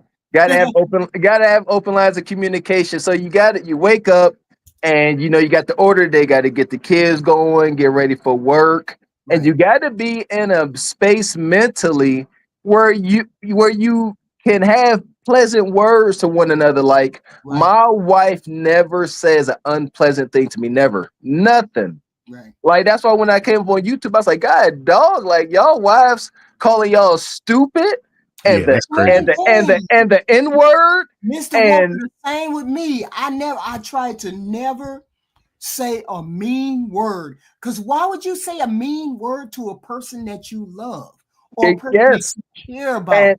And in return, I couldn't imagine saying a mean word to my wife. Like, I speak dang near poetic to my wife, like, because I don't have any other reason not to. She's so daggone feminine. So it's like, ain't no crazy words. And that's why I always say, I feel like as adults and knowing what we saw, our generation saw in marriage and what we didn't like or lack thereof, it's our responsibility to show our kids what a good, healthy marriage looks like. Easier said than done. And I don't take my position for granted, but I do believe that we play a big role in that. I mean, I let my husband know early on in the relationship, early on when I got married, I said, if you talk crazy to me, if you talk mean to me, I ain't gonna deal with you later on, because I'm gonna remember that. But if you talk crazy to me, you call me up and say something real weird or nasty, or you say something that I like and you talking to me like that, oh, we're gonna have a good time. We're gonna have a good time, because I already know you thinking about me, and you already on my mind. But if you call me a B or a C early in the morning, you waking up screaming and hollering, cussing at the kids, talking 2-point crazy, whatever. Mm-hmm. Yep. I'm not gonna have those feelings like that at the end of the night. Because here you go. How do women perceive that? How do women perceive a man being cranky and yelling at the kids? Done been there early in our relationship and had to learn from it. They perceive that as you being unsure of things, and automatically you starting the day off wrong. Right. But like I said, easier said than done. You got to be in that space, especially when you're in the thick of it. You and your late 30s and 40s, and y'all both working, churning, trying to acquire a high standard of living and some financial independence. Right. That's the game. But and you now gotta be conscious. You gotta be conscious of the relationship early that you don't want to alienate that person. You don't want to be alienated. You always want to have a sort of zen in your relationship. I'm not saying you're not going to have arguments and things. Do you know I never heard my parents argue? My parents would always go in the bedroom and they would always have their discussion lightly and they would talk to each other in the bedroom, and I never saw my parents fight. Never heard my parents raise their voice. Same thing with me and my husband. We'd either go out to the car and we'd go in the car and we talk. When the kids got older, you know, when the kids got older, they like listen to doors and shit. Yeah. We'd go to the car and we have discussion in the car. But when they were younger, we'd go in the bedroom and we'd talk and we'd have our discussion in there. I never wanted the kids to see dysfunction between a man and a woman. I never wanted them to see that. I believe that. Positivity. HQ, let me add to that because you're absolutely right. You're absolutely right. Now, what you call it? Now, early on, because my girl, she has a condition, right? So she I can't remember the condition name of it, but she only has like, and I lie to you not, I didn't even believe it when I first saw it, but she has a condition where she only gets a period maybe twice every 2 years. Endometriosis. Yeah, maybe. Yeah, something like that. But she barely ever gets a period. Okay. So she told me, she was like, you know, I can't get pregnant. So again, I dived head in, right? And she ended up getting pregnant, right? So again, that made me not believe that she really had the condition. Right. But only over the course of time did I end up seeing through first person testimony that it's led to her to be a lot more even-minded in terms of the way she's thinking. She doesn't fly off the handle. She's a lot more chill. She's a lot more copacetic. Right. She likes peace. And again, there is no monthly outbursts. I don't have to deal with her going crazy for a whole week or anything like that. It's maybe once a year. Right. And again, that's probably the main reason as to why I am with her even now. But when she got pregnant, right, I had told her, listen, I don't care about that love shit. Don't hit me with that. I care about duty. I care about respect. You better respect me. You better, again, there's a duty that we have. Now, again, I'm going to be honest, I didn't want my daughter, not at all. But she said, okay, I'm keeping it. I said, okay. I said, I'll stick with you through this. But from here on out, your ass is mine now. So you claimed her. She yours. Your wife. I got a question. Are you a Black American? Yes. You thought he had an accent too. I sort of thought he had an accent, but he doesn't. Sound like you from the city to me. We talking about Prince. Yeah, right? Prince sound like he from the city to me. Right. At first, I thought he had an accent. At first, I thought he had an accent when I first heard him speak. But no, he's American. Black American. Doesn't matter. Black American. Can you hear me? Did I go out? Yeah, we can hear you now. We can hear you. Okay, so my thing is, and shout out to you, young man, because I mean, I don't, for the life of me, bro, I don't know why you call me a fuckboy. It's not like I'm just running around here. I don't remember calling you a fuckboy. Oh, you did. You said you were talking directly about something that I said and said. Yeah, he said married men can't be simps, but I think that he's a fuckboy. You were talking about me. You might not know that you were talking about me, but you exactly were talking about me. I thought he said do you recall that when you first came up? No, I thought he said that he's a married man, but he might be considered a fuckboy. I thought he said that about himself. Yeah, I said that about myself. I heard him say that I can be considered a fuckboy. So you said so you said you were a fuckboy. Yeah. Yeah, I said that about myself. I didn't say that about him. Oh, okay, all right. I thought you were saying that I was a fuckboy. But one thing, and endometriosis is real. Didn't you say you was a self-proclaimed but I am, but I'm not a fuckboy. All of my women are taken care of, right? By me. Okay. Yeah. I mean, I don't know. I know women that make good money, HQ, but I don't know too many women that make more money than me. And I don't know too many women I don't know any woman that makes more than her husband. Right? Like, not nowhere in the entirety of my life have I ran across a woman. If I met a woman that was a firefighter or a nurse, her husband was a firefighter or a nurse. Mm-hmm. You see what I mean? Right. It was something. So when it comes to that, and you guys saying, "Oh, well, you men don't make enough." Men, if you make $10 more than her in a marriage, you absolutely going to be giving her child support and alimony. Right. I mean, it hurts me when you guys like push these, like, not you, but this is from earlier when you and TJ were talking. When you push these narratives of like, she's working, you're working too. If I'm a truck driver and she's working retail at Walmart and I make 2 or 3 times more than her, I'm absolutely going to be giving her child support and alimony. And we've been you might be married. giving her child support. You might be giving her child support, but alimony might be a different thing, especially if most people don't get married. So you're not really giving alimony because most people don't get married. So you probably will be giving child support. That might be a fact.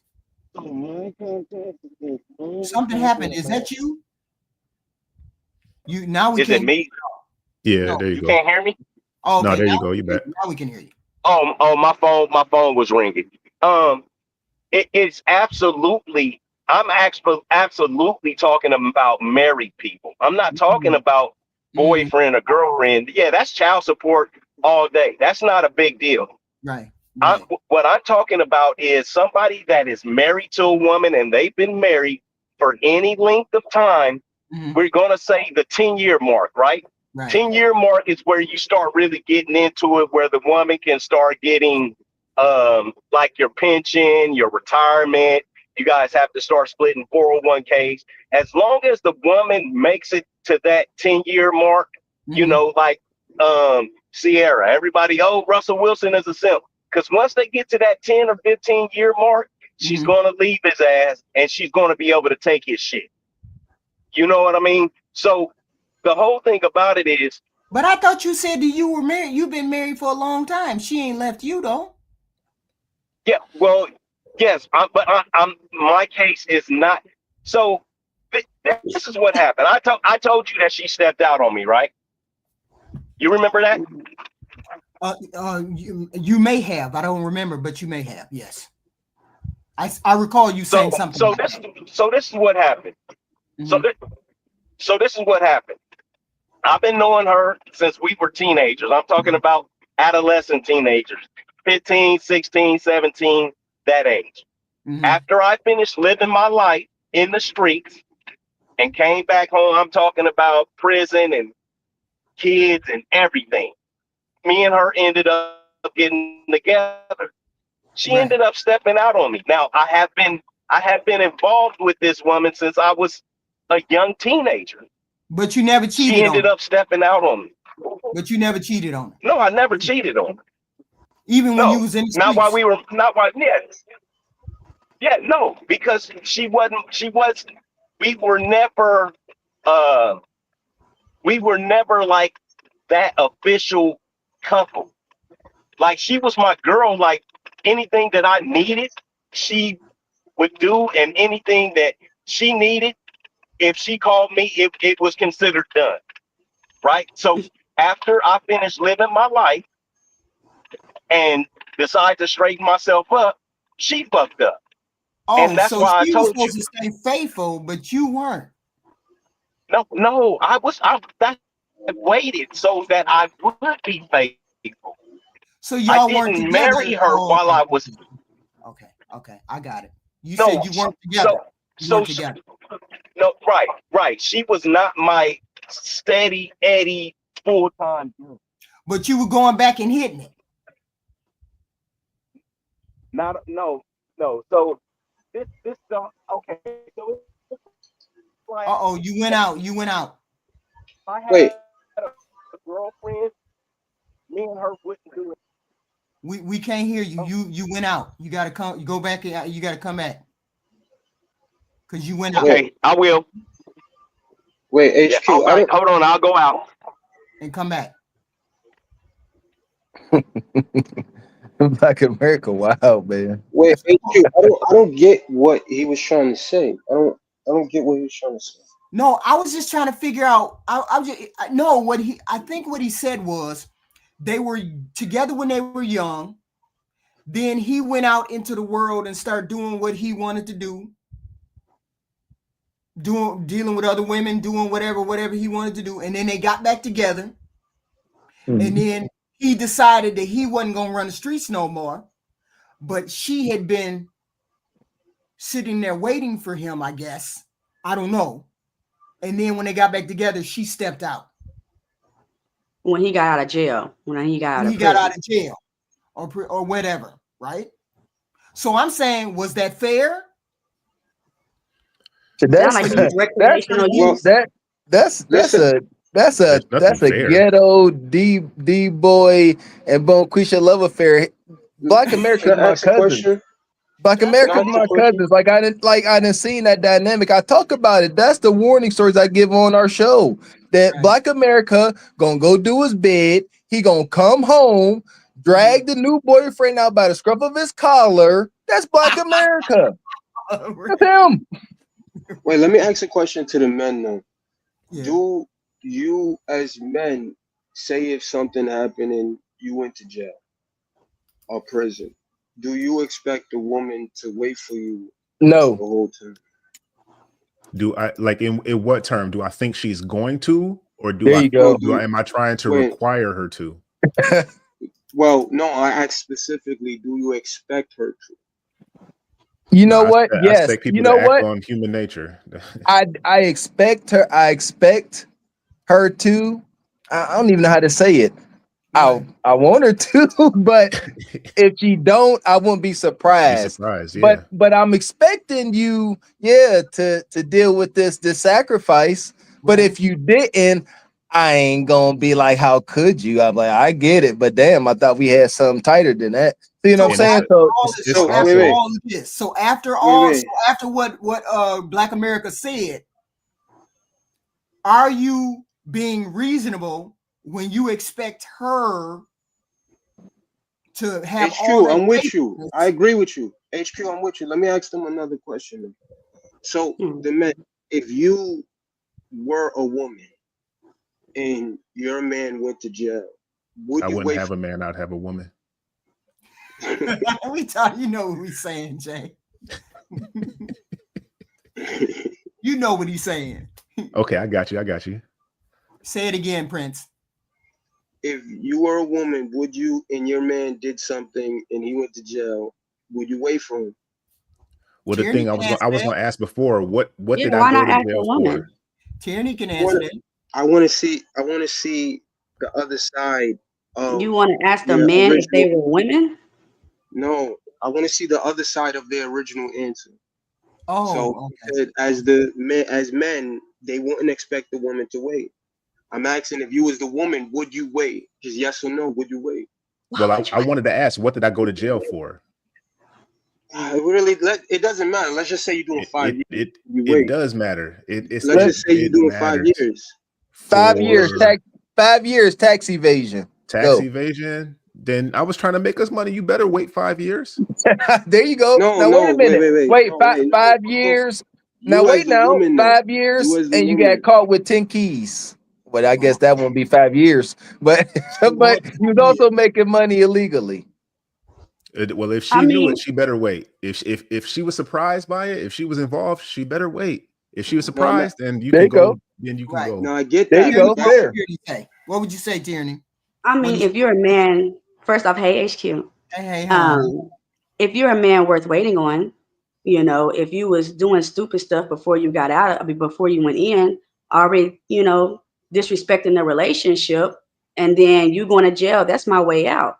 But if you were a good man before you went in and tax fraud, you're trying to make us money, I wouldn't see no reason to try to get with anybody else. And that's what I was going to say earlier. When it comes to sex, I think a lot of people mess up their relationship because you're too focused on sex. Sex is going to come, but sex is supposed to come after the marriage. It's not supposed to be a test drive.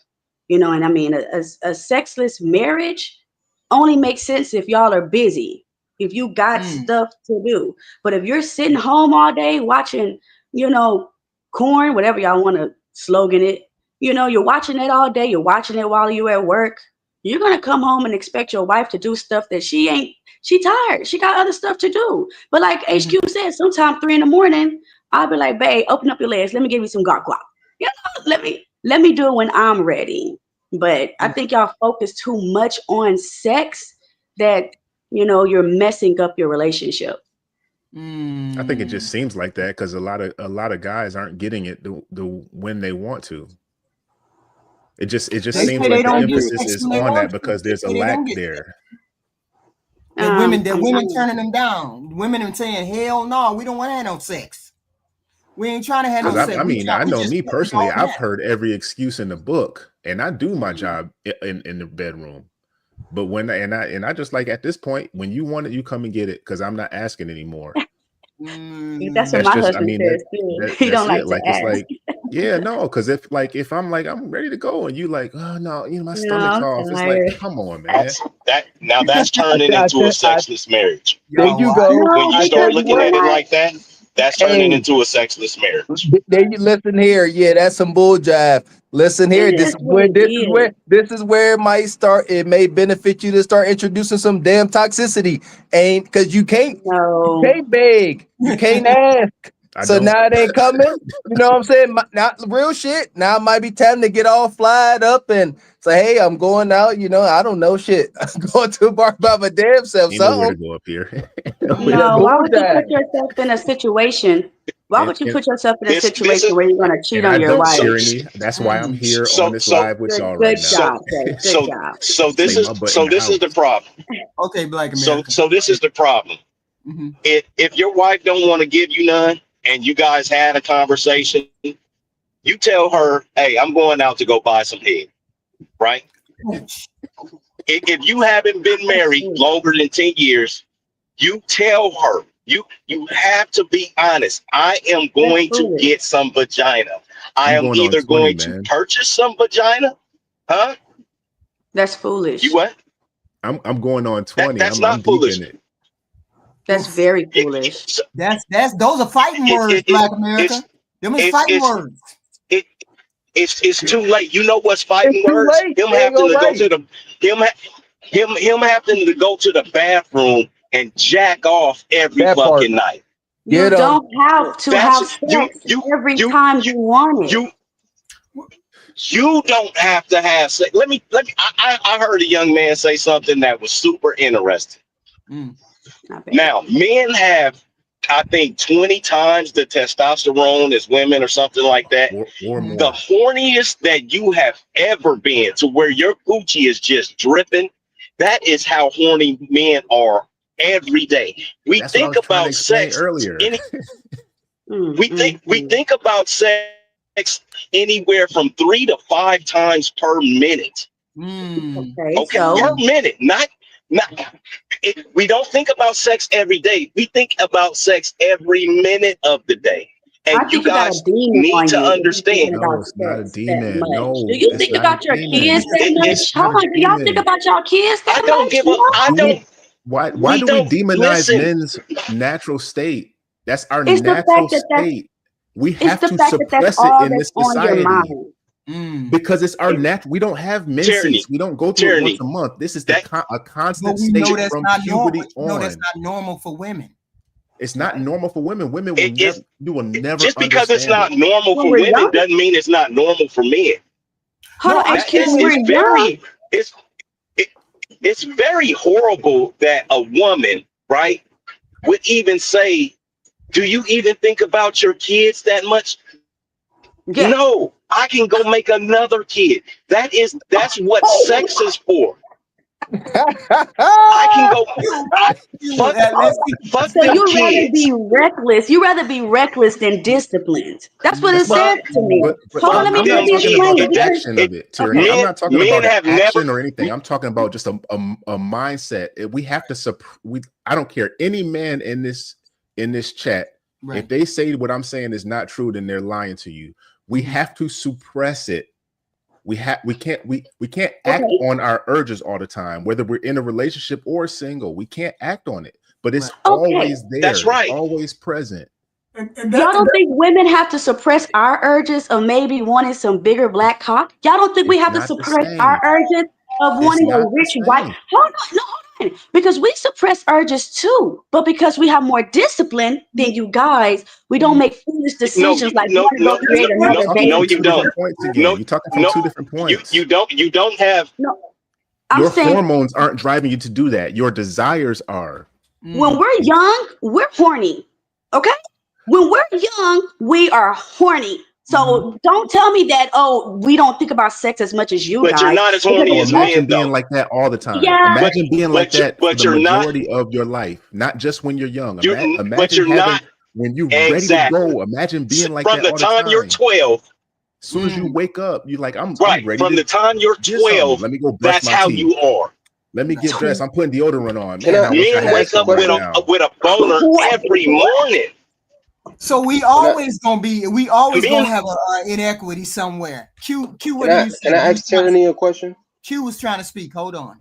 Yeah, Q. well, I just wanted to introduce something that happened when I was speaking to this woman from church and trying to counsel her on something. She was speaking about her husband, and she was talking about how he was into pornography and so forth. And for the last 6 months at the time we were talking. And then I asked her, I was like, and so I was curious. I was like, so when was the last time you guys were intimate with one another? She was like, well, over a year ago. And I was trying to help her understand. Egregious. Even though that he was doing pornography and we have our own viewpoints on that one, I was like, that's a catalyst to probably why he got there, right? And she couldn't understand how he got to pornography when she wasn't giving him sex 6 months prior. 6 months prior to they weren't having sex. And so one thing that, like we said, we would never understand each other fully as genders because we don't get a chance to experience each other's genders, even those ones who flip back and forth. Right. The point is, you guys need to look up this one lady. I think she's on the YouTube or TikTok somewhere. She has a video where she took some testosterone and she said, "Wow, this is what men go through on a daily basis." And because it got her so revved up that she wanted to grab people. And I don't think women understand that if a man is not under some type of discipline, either self-imposed or something he believes in, you ladies will be in trouble in the society. Hell no. I'm just telling you guys that. He's serious. What keeps I believe you. What keeps most men under control is the thought of getting in trouble. Right. Because think about it when you watch a movie, when you watching a movie and like that whole bear in the woods with a man in the woods, think about that whole situation. A reason why people are put that stuff in the movies when a man takes forcibly advantage of a woman or women is rather be in the woods with a bear than a man, because they think there's a possibility that man is going to act on his nature. She thinks he's going to do something nefarious or bad to her sexually. That's what she's afraid of. No, we think y'all gonna hit the deuces and keep it pushing. That's what we really think. We think y'all just gonna give up on us and call it quits. Where a bear is gonna go out there and hunt, it knows what it's doing. So I mean, it's like, do I take my chances with someone that don't know what it's doing? A bear that knows what it's doing. That's what I'm saying. And bears aren't just gonna, It's gonna eat you. Bears don't just eat you unless they find you as a threat, right? Y'all need to stop with this attack. whole. Y'all don't understand nature. Please, we don't understand nature. No, please go to the forest and do you know? Like, can I say something? Do you know deer eat birds? That's do you know that's their nature to eat birds, not humans. Let me.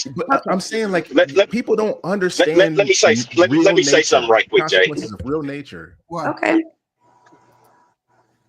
So for all of us that are on the West Coast.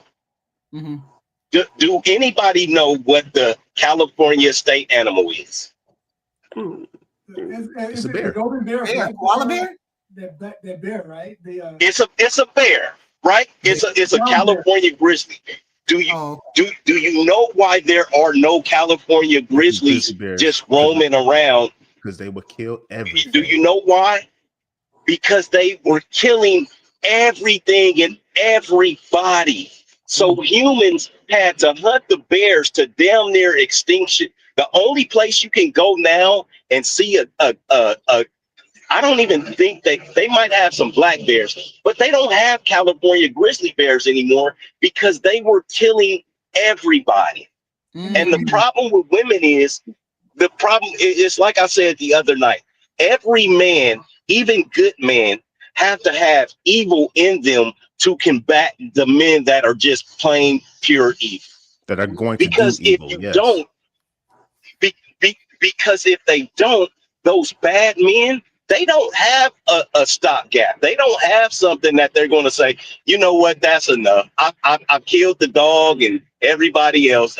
That's enough. Those men, they don't have a stop button on them. They don't have a I'm tired. Genghis Khan is related to one of every 6 person on the planet. He didn't have a thing to say, you know what, I've had a sex with enough women and I've conquered enough people. He just got old and died. No. So with you women, you guys don't understand, just like Jay was saying, to suppress our nature, you have a very good man on your hands. If you stop doing what you're supposed to be doing to fulfill what we want, then you're gonna get what you got coming. You're gonna start getting a man who's snappy. You're gonna start getting a man who's mad. He's gonna be irritated all the time. He's gonna start going out. He's gonna start doing all of these things. If you're not doing what you're supposed to be doing. How often do you think your wife, how often do you think your wife is supposed to have sex with you? What's a normal frame? At least 3 or 4 days a week. There's not a definitive number, at least but I 3 to mean 4 a few times a week. 3 to 4 Okay, times and depending at on least 3 or 4 times a week. Okay, and she's working as well. So is he. Hold up. No, I'm asking questions. Why do women always act like it's a chore? You come at it like I gotta do this too. I gotta get this to you too. If I'm working, let her explain. Thank you, HQ. If I'm working 9 hours a day, come home to take care of the children, right? Because most husband and wife have children. I have to make sure the kids are on point as well. I'm getting more tired. Then I'm having to cook, right? Because y'all want us to cook, clean, and whatever. Okay, then I have to make dinner. You guys are saying that it's a requirement for me to have enough energy to have sex with you 3 to 4 days out of 7? Can I go first? Let me go first, please. No, because y'all don't do as much work as the wife does. I do understand that. Can I please retort to that? Well, I'll retort after you. Go ahead, sir. I'll retort after you. Here's my problem, Tyranny. I do not understand how you women start to talking about working 9-hour days. When in history have women not worked in mass? Yeah. There's actually in a lot of cultures, it's not looked upon women to wives to work. Actually, okay. Nobody say that to all the Mexican women out there working. I don't understand Mexican women don't work. Actually, their husbands bring home the money. So even if you remove slavery, women have always worked. So you guys cannot use that as a means to say I'm too tired to do something. I get it. You may not always want to have sex. Yes, you're tired, but women have always worked. So that's not a valid argument. I didn't say that. I didn't say that was the argument. I'm saying take into aspect, right? We're working like you guys are working. And then when we come home, we're contributing more because most likely it's mama, right? We have to do more work when we get home. So now you said all of that. Tyranny, I got a serious question. Do you work more hours than the man that you have now? Do you work more hours than him? I don't have to work more hours than him. So I choose when I want to work. So that's one, right? You already don't work more hours than him. Most men, you can look it up, work more hours than women. Does your man, right? I don't even think my wife knows how to put gas in the car no damn more, right? That's my thing. I like she literally will ask me where I'm at and pull up, say I need some gas, pull up to this gas station so that I can put gas in her damn car. Wow. Right? The things that you do in the home, we do 50 times more than that in the home and outside. Every man on this panel, I'm 100% sure of it. Most of us men, like me, we think we can cook better than you guys. If we don't think we can cook better than if we don't think we can, exactly. So we cook 2 or 3 times a week also. The kids don't gravitate towards you. When a man walks in the house, them kids, and HQ can say it, she had to keep her kids off the husband because kids gravitate toward the man. They don't give a shit about you once daddy's home. Crazy. Once daddy's home, once daddy's home, the kids don't give a shit about you. The kids want to be around us. I can't cook. Go. Wait a minute, everybody get the likes up. Everybody get me some likes up. We got 4 likes. We got 4 likes. Give me some likes up, please. I cannot cook. See, I cannot cook. I need my wife to cook. If she ain't here, I'm eating raw food. I cannot cook. Raw salad. What? I'm just saying, you guys should take into consideration the things that are. I mean, and a woman is not a sex box. If you guys have daughters, are y'all really telling y'all daughters when that man want that coochie, you better give it to him? I don't see my husband telling our daughter that if he is taking care of my daughters, and I got a lot of daughters, if he is taking care of my daughters the way I take care of their mothers, you goddamn right, because that man has a purpose. That man has a purpose, and when he dies, you are going to be the benefactor. We work ourselves to death for you. Tyranny, men have more dangerous jobs than women. We work longer hours than women. We die on average of 10 years earlier than women because of the stressful and the type of jobs that we do, right? It's not a problem. It's a symbiotic relationship. The problem is women have gotten away from seeing what their part of the relationship is now because they can go to work. But once you get 45 or 50 and your ass is tired, right? That man I'm a truck driver. It's men out on the road right now that are truck drivers that are 75. These men they can barely walk. These men are wealthy. I'm talking about they got houses on Coos Bay, Oregon, right on the beach, beautiful homes. But we work until we die, Tyranny.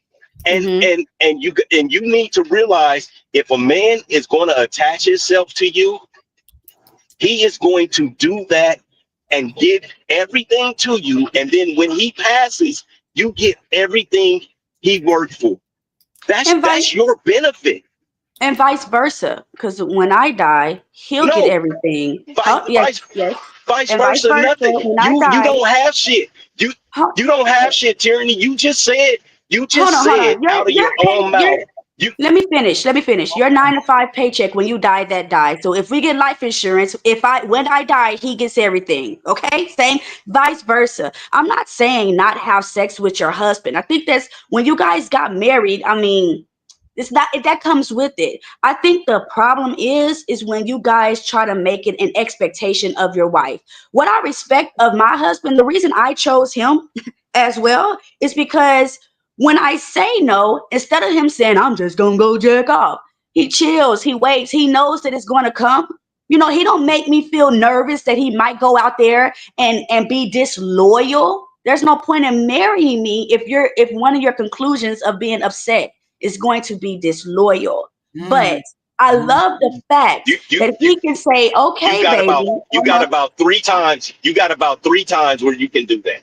No, I was I've going to ask definitely, that I've definitely question. You done it a are lot What's going to walking. more. happen? You are walking I've on. You especially are when she's walking. pregnant, You are walking especially on when she. eggshells right now, baby. Hold on, don't put no Fact, I don't time, give a no fuck. light. Your Will hands you work. fact, stop Your cutting hands me off? work. Let Your me mouth finish. work.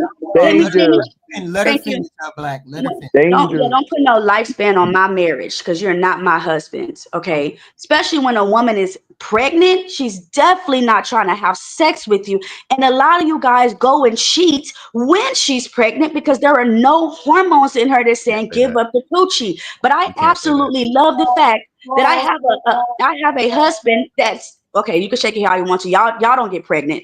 I love the No, fact you that if can't I say tell my that and then husband, just if go I cheat love on their tell my pregnant husband not right wives. now, he's gonna say, okay, I know my wife is gonna give it to me. And that's gonna make me want to give it to you a lot faster, like I said, versus knowing my man is gonna go out there and be a cheater because he can't get something right now when he want it. Well, here's the problem with Instead of bringing up the, oh, sorry, Q. no. Actually, I'm sorry. Actually, Prince had a question first. My fault. Prince had a question. Yeah, I'm sorry because, like I said, I'm not feeling well, so. But I wanted to ask, in terms of like, if y'all in a relationship, y'all married, no kids before y'all marriage, who should decide? Who should have primary decision making in terms of how many kids should be brought into the marriage? Both you guys. Ooh, that's a hard one. I think Well, that's a Yeah, I mutual mean, decision. it boils definitely a down hard. to the woman's capability to bear children. If she has a difficulty, bearing children or going through childbirth, then of course it might be less. Or if she's miscarrying, or it depends on the woman's body actually, and then her, willingness to actually want to have more children.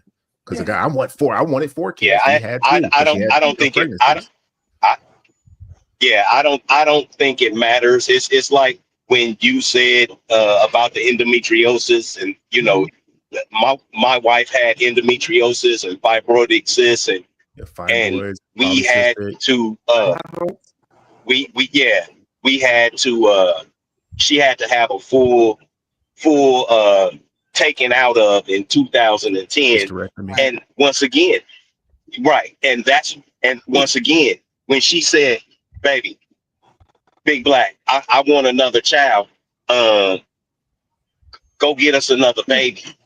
That's exactly what I did because that's what my wife asked me to do. So yeah, I got a 7-year-old and a 4-year-old, and this was over 14 years ago that she had this happen. You see what I mean? So you can have as many kids as you can afford. That's me personally. Yeah, and my thing on that too, Prince. So I had my ex-wife and I. We only had 4. We wanted 6, but she got to 34 and started having that whatever the embryo detaches from the wall. I don't know what that's called. I forgot. High something starts with an H, but I think finances and her willingness to have kids. You guys need to talk about this. I wanted more. I tell you, I wanted kids. Man. So, And I want to, before I forget, my ex-wife, when she was pregnant, we probably were more intimate during the pregnancy than outside, and we were busy outside of the pregnancy. So I don't know about these women not wanting to have sex when they're pregnant. That wasn't our. It's a hormone thing. It's not just I don't want to have sex with you. My hormones aren't there. That's how, and especially in the first stage. Now, when you get like the third stage of the pregnancy, yeah, your hormones get more like rowdy. Right. But what it's not what like if I the don't man? want to. But what if the man only wants a specific number of kids? No more, no less. I think the woman should. For me, Is she ever? If she's able? If she's capable of doing it? If she's capable of doing it, she could at least try to come close to it. But if she's not capable of doing it, or that her body won't take it, it just depends on what you decide. If you decide in the beginning, I want 5, and when y'all get 3, them kids get real rowdy, and I don't want no more. I don't want no more. So wait a minute. What if? Because I decided I only wanted 1, and she wanted more than that, but I told her no, it's not happening. Right. What can I say? I think that's not fair. I mean, Can I say something? Well, hold on. What tyranny? Here's the problem. I think it's kind of hard because that's where the conversations up front need to be had. Right. Because and it's a little harder for the woman's side than the men's side because since the men are the ones who typically propose marriage and so forth. Mm-hmm. And so if you wanting to have kids after marriage, the woman saying, okay, well, this is the only man who proposed to me, if that's the case. If this is the only man to propose to me and he only wants one, do I have to acquiesce and only have one, or do I hold out for the deal that I actually want? And that's a hard thing pill to swallow if she don't get that man who then wants to marry her, who also wants to have the same amount of kids that she has. That's a hard. So Yeah, especially if you guys are married. She wants a family and one kid. I mean, well, you can't again, work with her, get two, maybe. You know. Truthfully, again, like, you know, it's a multifaceted issue. Right. It's a financial issue. It's a community issue. It's a family issue, Right. including How old are you? How old are you? Are you under 35? I'm 35. You 30 years old? Oh. You're 34. 35. It sounds like you're 35. Right. So with the thing is, and I know that sounds but us older guys, we done been there, right? You sound like you're 35. If your woman, if she's 33 or 34 right now or 32, yes, she wants to have another kid. And you know what she's going to do? She's going to have another fucking kid. Right. So wait. Because you.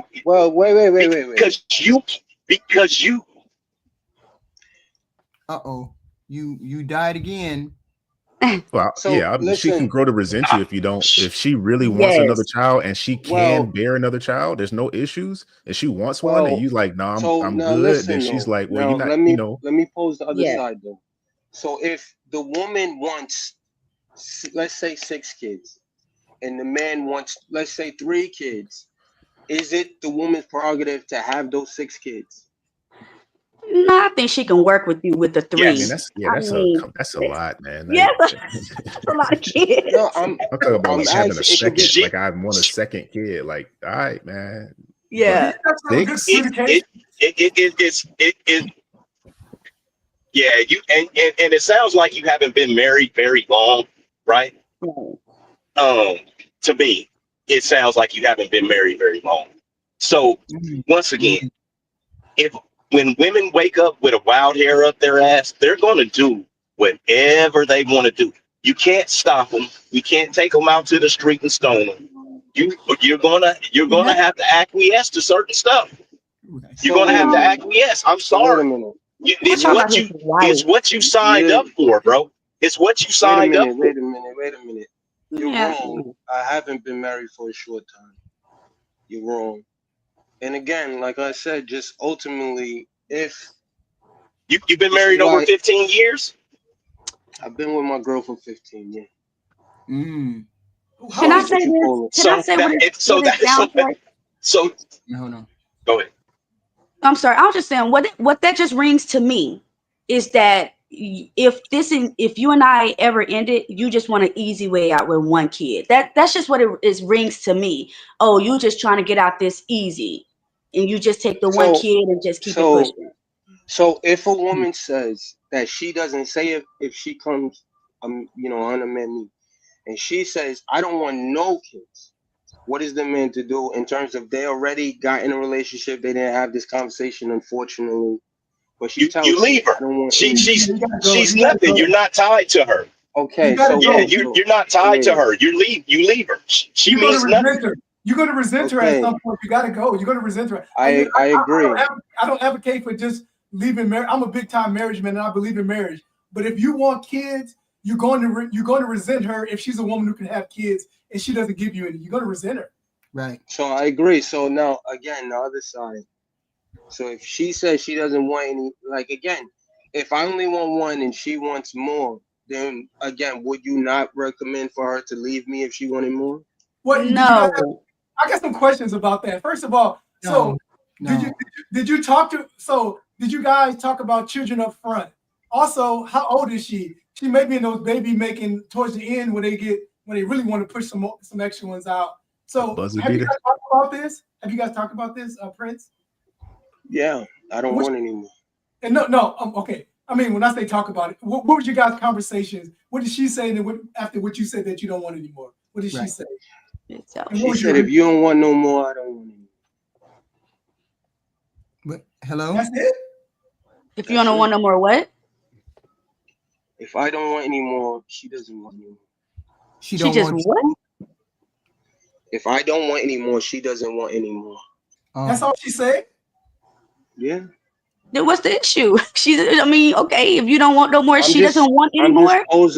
I was just posing the question. That's it. Oh, okay. But okay, I was gonna say no. Don't leave your spouse. Gotta negotiate. You guys got to negotiate at the beginning when you first get involved with each other. Before you even get married, because if you get married to this person and you find out later on they don't want no kids, you in the marriage now. You're supposed to negotiate before you get married. If I was involved with you and I didn't think I could get pregnant, right? Just for example, I didn't think I could get pregnant, and I'm like, okay, I know I'm not gonna get pregnant. I ain't having no kids, and all of a sudden, 5 years in, I get pregnant. Obviously, I'm going to have that child, right? Obviously, I'm going to have that child because I didn't think I could have children, right? Right. But then it would be your decision as the man to say, I never wanted any kids, but she got pregnant, right? Then you have a decision then. But if you both decide at the beginning, we're going to have 4 kids and that's all we're going to have, there shouldn't be no wavering of that 4 unless there's a medical issue and y'all say to hell with them damn kids. I don't want no more than 2. We ain't having no more. But that's a decision you got to make immediately. Wrong? Again, there's no problem. That's why I said in terms of the communication between how many kids y'all want, this is probably the most crucial thing. Right. The most crucial thing. And again, I agree with y'all. I agree with y'all to a large degree in terms of these dynamics, how they play out with people. But like I said, I wanted 1. She said, okay. So again, it was just a question because I wonder how other people feel about stuff like that. But if she brings it up again, this is the thing, Prince. Okay. This is the thing, Prince. Women lie to you because they'll lie to themselves, but then they actually know the truth of what they want. Right? It's kind of like having a girl and she said, and you tell her, hey, listen, you just my bust down and we're not going to be in a relationship. And the woman will say, oh, that's fine. I can deal with that. But what happens? What happens 6 months when she's, hard feelings. She's staying around to try and change you and try and change your mind. You're still a young man, right? You're not at your full potential yet, right? In your earnings and in your earnings and things like that. I'm under the assumption that all of us as men, we will make $100,000 a year if we stay in our particular fields doing what we're supposed to, right? Because you grow and you just died again. Wait a minute, let Tierney talk. Tierney had something to say. I was just gonna ask. Oh, hold on, Black. Tierney, keep going. So what are you gonna do when she brings it up again? Because I'm all for counseling. I'm all for speaking to someone. I'm not for divorce, unless of course you're doing something stupid. But if she brings it up again and says, "Babe, I really want to have this baby," what are you gonna do then? Well, that's what I said before. Like, if she ever did bring that up to me, we already agreed on something. I don't care about you changing your mind for any reason, truthfully. Right. We already agreed on what we agreed on. So again, that's why I asked if she wanted more, would y'all recommend her to leave me? No, I wouldn't do that. You should never leave anyone if they say they want more. It would be an issue if you said you didn't want none. Yeah. It's not an issue if you don't want no more. It's really an issue if they say they don't want none. Yeah. Well, and also too, the problem that we tend to forget, because I like what Black was saying in that sometimes lie, but I don't think it's always lie. Sometimes nature don't care anything about what we agreed about. nature is coded, Right. coded in us. Human nature. And so if she may want to agree with you now, but later nature saying, hey, I want to replicate. And so you got to have that open dialogue to say, okay, I understand what nature's telling you, sweet, whatever pet name you have for it, but check this out. Our finances are such that we can adequately take care of this kid, or it can or it can't. That's your guys' decision. But don't get Mother Nature. Mother Nature is a strong motivator for a lot of the things that we do. And it doesn't just turn off because we logically know that we can or can't do something. I'm just saying that. Having children is an economic issue. That is an economic issue. If you know yourself and you know your funds and the money that you make, you know you can't have 5, 7, 10 kids. Wait. I agree with Q though. I agree with Q about the nature. Everybody's saying that it's a nature thing. Yes. Right. But again, so if I stay steadfast and say I only want one, and she changes her mind, so would y'all recommend for me to leave her? No. But like Jay said, she gonna resent you. No. I'm honest. You're being selfish. Hold on. A marriage is all about compromising, right? You don't get in a marriage saying it's my way and no way. Yes, it is. There's no marriage that's ever worked that said it is my way or no way. That's not how any marriage works. Really? So if you absolutely people don't stay married for 50 years saying it's my way and no way, and the other spouse is happy. You might have like Jay said, she's going to resent you. So you're going to have a woman over there waiting till you die to get your life insurance because you weren't making her happy while you were in a relationship. So if you want to keep your woman happy, compromise, but don't just tell her no. But it takes all the seeds. Yeah, I don't agree with that. Compromise. I don't agree with that. There's going to be some points of compromise, but it's not going to be all compromise. And compromise, compromise doesn't actually mean that he has to have the baby, but he has to be able to talk her off of that. Nature's telling her what it wants, and if he can adequately help her to talk her down off of it, you can. He can. But a female. Tyranny. That's no different than what you just said earlier. Yeah, about a man who's have the urges to have sex, but then he says, "No, I'm not going to do this and leave my wife." That's no different. They both are primal, and he just has to be able to talk her down and say, "Hey, sweetie, I know you want another baby, but it's not financially feasible for us to do it, or whatever reason he has." Right. And that's no different than if you wanted to sleep with somebody else. But see, that's not true though. That's not true. Let me explain to you why. Prince, do you have a car? Yes. Do you have? Okay, so you have a car. Does your old lady work? Yes. So you have a car. You work. She works. You guys have an apartment, a house, something like that. Mm-hmm. Okay, so there is no. The men, I'm gonna tell you something, bro. Men, we always make a way. There is no such thing as you're not ready, right? There's no such thing as we have to wait to be financially secure. You will never be financially secure unless you hit the lottery. Wait. It's no such thing. It's no. Why does it? I understand. Hold on a second. Wait, hold on. I want to address what you just said, please. Okay, hold on, Black. Let me go ahead. I understand that. Like I said this before, that kids are attached to finances. I said that before, but that doesn't necessarily mean that because you have one, it's because finances are tight. Right.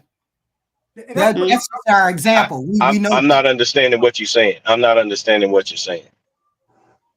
I thought he said he just didn't want anymore. You just said you didn't want anymore, right? That's what I said. That's what I said. I didn't say about finances. So and what I'm telling you is, if she is between the ages of 30 and 36 and she wants a baby, she's going to go have a baby. With or unfortunately with or without you. If it, like the brother was saying, it's Mother Nature. Their urges to do certain things, especially when it's coming down to the wire for them. That's why people start getting married right now at 30. Can I because they minute. know it's their last hurrah. What's your name? What's your name, boss? I don't see Black, the name. black. Okay, It's so it's listen. black. I say this, and again, I'm not trying to be offensive, but I mean, honestly, I say in my situation, I believe you to be wrong. But let's say you were right. Let's say you were right. She go have the kid anyway. Mm-hmm. Under this situation, what would you recommend I do? If You she go drop have her the kid, and you yeah, you drop her and you figure out what you're gonna do, how you're gonna proceed with your relationship with her and your child. You know what I So mean? he divorced his Once a wife man, is what you suggest? Well, he said if she yeah, went out and had a once baby on him. Oh, if she once a cheated. man oh, once a man has conquered your woman, she is no longer your woman.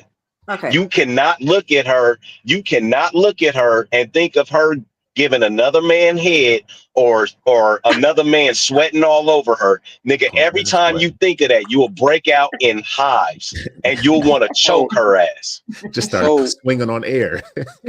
so, Black, Exactly. listen, You see what I mean? Black, listen. well, I how do y'all understand. think women feel when they find out y'all be done cheated? How y'all think we feel? It don't matter. It don't Exactly. matter, HQ. Oh, yes, it does It's matter. not your That's when you it's get. That's not when your you get job the to dick. die for me. That's when you HQ, get it's the dick. not your job to die for me. It's not your job to provide for me. It's not your job to give your very last breath for me. Oh my It's not your goodness. job. That's my job. That's my job to do that for you. The shit that you want, it doesn't equate to me giving the rest of my life for you, my Now you actual trying to life. minimize. Now That's you trying why to minimize how we feel. We women feel. Right. We just told you it doesn't we have the matter. same. It We doesn't. have the same Your feeling when feelings we do find out. not matter. Your What? feelings do not matter. What? You sound kind of It's not a. chauvinistic. It's I not a. don't It's say. not. It's not about your feelings. Yes, I mean, it you is. guys really gotta. That's why people won't stay married now The same Then what is because it of feeling. your about? Hold on, Black. feelings. Hold on, Black. The same feeling that you expressed a moment ago about feeling that rage, about feeling betrayed, about feeling like somebody touched something that was mine. We feel the same way. Absolutely. We just Absolutely. don't. We just don't come. It comes out in different ways. It comes out in the bitchy attitude. It comes out in the you ain't getting no sex. It comes out and I ain't cooking this nigga nothing. It's I ain't doing nothing special for you no more. It comes out that way. We feel the same way. And you know what men do? We figure it out. We keep on moving. You don't want to give me none no more. Okay, either I'm going to stay here and be miserable with you because we will do that. We will actually see. That's what I'm saying. We will actually stay in a miserable relationship with you until we actually pass away. So will we. Once again, And so will we. And so sexless So will marriages. we. No, you Yes, won't. we will. Niggas Yes, case we by we will. case, will. man. Women I'm I telling think you, initiate. we will. Women initiate over 70% of the the divorces. divorces. Yeah. If Because you we're not guys are willing to sit in the unhappy, misery. Because we're That's not willing to sit now. in the misery. exactly. There you go. But back Say it in the again, day, HQ. women You stayed with y'all. say it But that again, doesn't HQ. mean we don't have the rage. That doesn't mean we don't have the No, rage. say it again. Say what you said. Say that What last I part said again. was we're not willing to sit in the misery if it becomes too much of a misery. And men are. And men So are. wait, You wait, don't We get wait, are wait. points. You willing. don't get points for being We are stoic. willing to sit. Black, It let me doesn't ask you. matter. It's not points. Doesn't It's matter. duty. We have a duty to you. It doesn't have anything to do with points. We don't give a shit about any of But that. but We we have don't a care. But we duty don't. to But see, you. we women don't care about the duty. We care about you So cheating. wait, Black, We let me care ask you. about There the you go. cheating You're too. selfish. Go ahead, young You. man. Black, Sorry, HQ. Black. That's crazy to me. That's crazy to me. That's crazy. Okay. Go Black, let ahead, me Prince. ask you. What were you finna say? Go ahead, Prince. If so from your perspective, you would say that I'm basically just in this marriage until she doesn't want to be because she wants to have a kid. You're in that marriage and until she says, I've had enough of you. You're in that marriage Okay. until she says, I'm tired.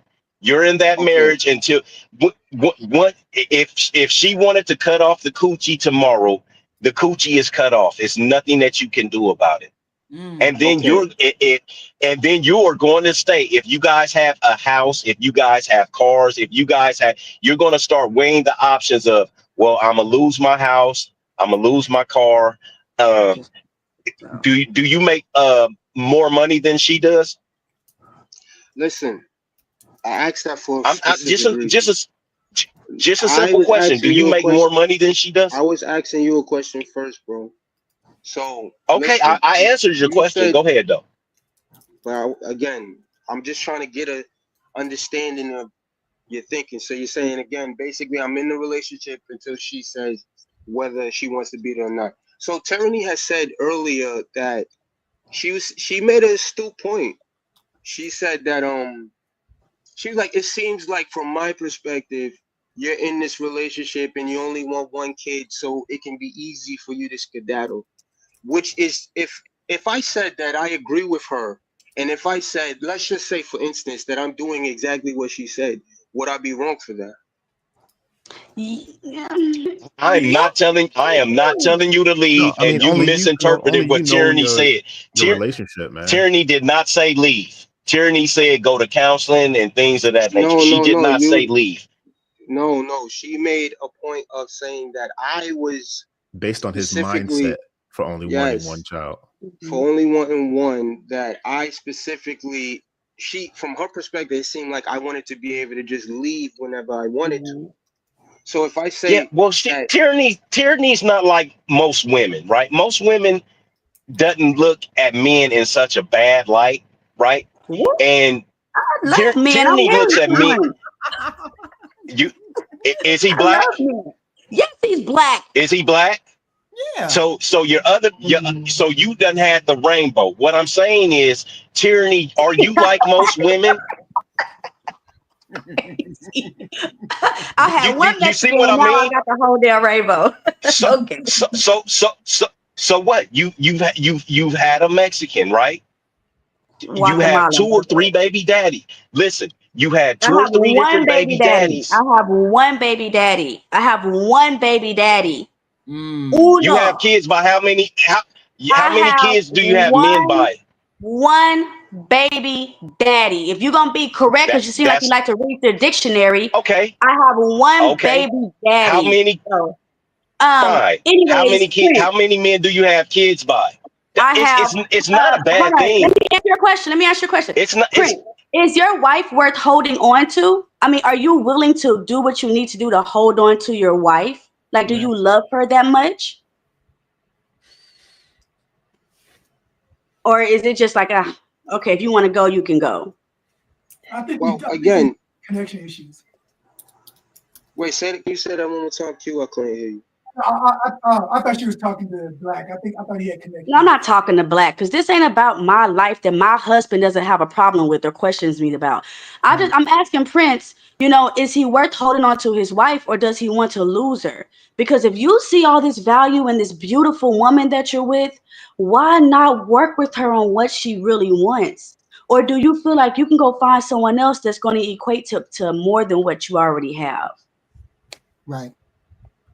Well, again, and let me say something, Prince, to you right quick. I'm just thinking maybe Prince want a specific answer and we not giving it to him. I don't understand how you can't extrapolate what we're saying and pull the answer. I just believe he wants a finite yes or no from I don't think Black. we should. I think we remove responsibility from individuals when we tell them what and what not to do. I think you guys should have that conversation and figure it out. I'm not when they say compromise to give her a baby. If that's not really what you want, and you're the leader of the family, I think you need to be able to articulate that to her. If you're the leader and she sees you as a leader, and you as the leader don't think you guys can do it, you need to help her understand that, so that she can override what Mother Nature is trying to force her to do. You guys need to be able to have that conversation. I don't think if you've been married long enough, well said. You should be able to have this kind of discussion with your wife and say, hey, this is reasonable to me. You want one, but it's reasonable to do this, that, and the third. And I don't think we should have another child. And there should be no resentment on each side, especially if you already have children. It shouldn't be any kind of resentment if one of you guys say, I don't think we should have more, or I think we should have more. It shouldn't be any kind of resentment on one side or the other. It should be an understanding. You've been with her 15 years? Right. You've been with this person 15 years and this is a hard conversation. You don't understand her reaction. You don't understand what your reaction is. You should understand the whole total react, and then you should know how to get around convincing your wife that no, we're not in the position to have children again because I don't want any.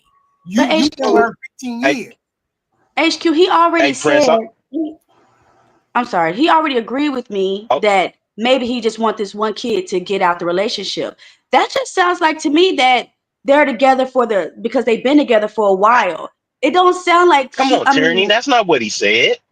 That is what he said. He said, I agree with Tierney that what if I do just want this one kid because it's easier to get out? That's exactly what he said.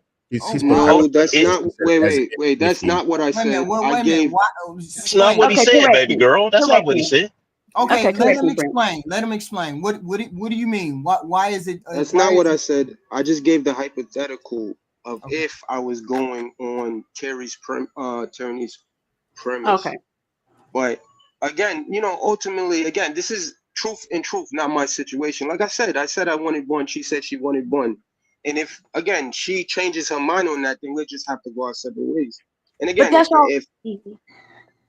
what you was going to say? That's what I was asking. Hypothetically, do you love her enough to say, I'm going to fight for you and I'm going to keep you? Or is she just something that you can just throw away? Tyranny, in the situation I'm giving, when you say, do I love her enough? You're talking about in spite of her wanting another kid and me not wanting one. You get what I'm saying? As long as she agree with me, there's no reason to throw her away. Right. You know what I'm saying? So if she doesn't agree with me, then of course my hand would be forced. Right. And that's where I was heading. That's where I was heading. Prince, listen. You're still young, right? You're still young. Right. If you can't get on the same book in your book and on your pages, then you guys have grown apart. She is not the woman for you. But once again, you're not going to leave her, right? Because you do feel a duty and an honor to her. And the only way you guys are going to eventually separate is when she wants to separate or when she starts doing outlandish things, right? Because you like her enough. You like her enough that you married her and gave her your last name. I'm a guy who has done that, right? I love the woman enough that I will give my very last breath for. So, and I know what it takes to be married to a woman. You have to feel that intensity of a kinship towards that other person to say, yeah, I know what I'm signing up for. I am signing up to die for you, right? If you can't get her on your page, in your book, you're no longer the leader. That's one. Then she's going to start losing respect for you. And once she's lost respect for you, then she's going to start being angry. She's going to start being like HQ said, bitchy. She's going to be mad. It's going to be no more sex. All of these things are going to start degrading your relationship as people. It's going to start making everything in your household go awry. There's nothing. It's a snowball that's rolling down a hill, gathering steam. There is nothing that you can do about it, unfortunately. No. So you're gonna This is wrong. Tyranny. You don't date women. How many women do you have sex with? I am a Tyranny. woman, and I just don't believe that when you in a marriage, I believe in fighting, bro. Y'all trying to throw away marriages over a baby?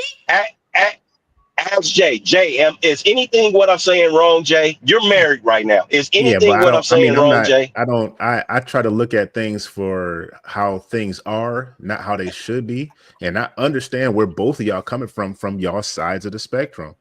But I mean, we don't know Brother Prince's, like, his relationship. We don't know what they've gone through, trials and tribulations and all that stuff. We don't know what foundation their relationship is built on and what kind of communication they have with each other. If he said they've already said, or he already told her, I only want one kid, and she agreed to that. And you can do that. You can go to the reverse. It's his body, his choice. Right. Just like it's a woman's body, her choice. Right. Right. So I mean, I would say to her, Jay, I'm not that's ridiculous. Any more children. It's not ridiculous. I mean, what do you want him to do? He Can don't want I to have say- no more kids. You can't force that man to want more kids. Jay, thank you. That's simply it. That's the whole point I was trying to get to. I appreciate you saying that. Thank you. You have a right to say, I don't want any more kids. You have a right to say that. Just like she has the right to say she wants more. But if you don't want any, then you need to make sure that you don't put yourself in a position where you're having any. Okay, Prince, how old is this kid? Is this kid between 3 and 5 years old that you have right now, Prince? No, my daughter's 12. She's 12. Yeah, he be starting all over. No, I wouldn't be starting over. Yeah, bro. Hey, believe me, I have like 20 years in between my last set. You do whatever floats your boat, bro. You got a 12-year-old. You want to tell her, hey, we're not having a kid. We're not having a kid. We're not having a kid. That's it. That's all. That's final. And if she wants to rock out with that, then that's great. If she doesn't, then that's great. No matter what, your daughter's 12 years old. You're over that hump, basically, of not being there. Your daughter is entwined with you. I was at a field trip all day with my daughter, right? My 7-year-old. Your daughter's already so far into you. More than likely, she's a daddy's girl, right? I'm calling my dad. When I had to get off earlier, HQ, my 7-year-old had texted me about 20 times in a row. Like it was blowing my phone up. So what I'm saying is your daughter is into you. If the mom don't want to be there no more, if she do want to rock out with you, you're fine, no matter what, right? Between 3 and 5, I would say you have a little bit of a harder time, but at 12-year-old, you good, bro. Yeah. You are the golden goose right now. So it's up to you to make a decision on how you want to get down. Hey, I'm finna jump off HQ. Oh, okay. Okay. We'll talk to you later. All right, y'all have a good night. Thank you for stopping by, hon. See you, Black. Bye. Take it easy, Black. Good night, brother. So I remember when I was pregnant with my third, and I told my ex-husband at the time I did not want the baby. And he said he don't want any other kids either, but getting rid of the kid is not an option. So we're gonna figure it out. Okay. Look, I'm sorry, but it's very hard to find a spouse, find a good a partner. You know, you could be married to someone that don't give you any energy. It's hard to find someone that truly loves you for you. You guys been together for 15 years. She know your ins and out. You want to go out there and find you some hottie thotty. That's what you really gonna go out there and look for, someone that don't really care about you or your 12-year-old. If your wife or your husband, because what if I don't want no more kids and he's saying, baby, I want more children? I mean, hell, you're my husband, so let's figure this out. Let's work this out together. I'm not sitting here and telling you to lose your wife. I'm not. I'm sorry. I'm not. I'm not going to get HQ. That's my girl. But I'm sorry. I can't sit here and tell you, go ahead and let her leave you. Go ahead and lose your wife. Go ahead and lose the woman you made vows with. I'm saying you have a baby with her. That's what I say at the end of the day. Have that baby. It is what it is. Most likely, if she's asking for it, she's going to be taking care of the kid most of the time. You know what I'm saying? I mean, it's not going to be, she's not going to put the baby off on you. I'm just saying, I'm sorry, you guys. I'm not for divorcing unless it is something that's, crucial, which HQ and I know what crucial means. Right. I just didn't. No. Hey, dude. Yeah, what up? What's up? I just wanted to, like, she was rambling a little bit. I get it. Dude. I know. Who's rambling? Me? Hold fast, Miss Lady. Like, you looking beautiful. You looking beautiful. No, and don't wiggle your head. You talking to me? That's what I'm trying to figure out. Talking to you. Yeah, I'm talking to you. Talking to you. Oh, okay. Yeah, you was on a rapid tangent and all that. I get it. But Okay. you know, I'm gonna leave this one alone. I'm gonna let you go. Mm. Oh my Mm. gosh. Yeah, So I'll I think if you have a good, you all have been, I'm taking it from you. If it's a discussion from you and you've been married for 15 years, this is something that you all should not have an issue with. You already have a child that's 12. We shouldn't be starting all over again unless I understand maybe it was an oops baby in the beginning, but if you want to have a more productive life, you and her together, how would an infant impact you all's life after Right. all of this time? Wait a Right. minute, Miss Lady. Wait a minute. One What? thing that was very prolific. You said, "Oops, baby." Yeah, I don't think he's in there. How does that happen? No, Let's I explain know. that. I'm from my understanding, he said it was an oops baby, right? I There's no don't know. such I'm thing just as a you oops brought it baby. up. I'm just explaining how Well, no, does not an it oops baby, but she wasn't able to have children, and then she found out she got pregnant. Oh, She okay. said she didn't think she could have children, something Oh, like so that. that's the other side of the spectrum. Okay. So she thought she couldn't have it. She came the baby, she got pregnant. So sort of like a oops That's baby. a blessing. That's a Yeah. blessing, not a oops. Well, a blessing baby. So we say a blessing baby. So, but then now, 12, 13 years later, maybe she wants another one. But he don't want to have no more. What is a oops baby? That's not. You That's didn't not plan even- it.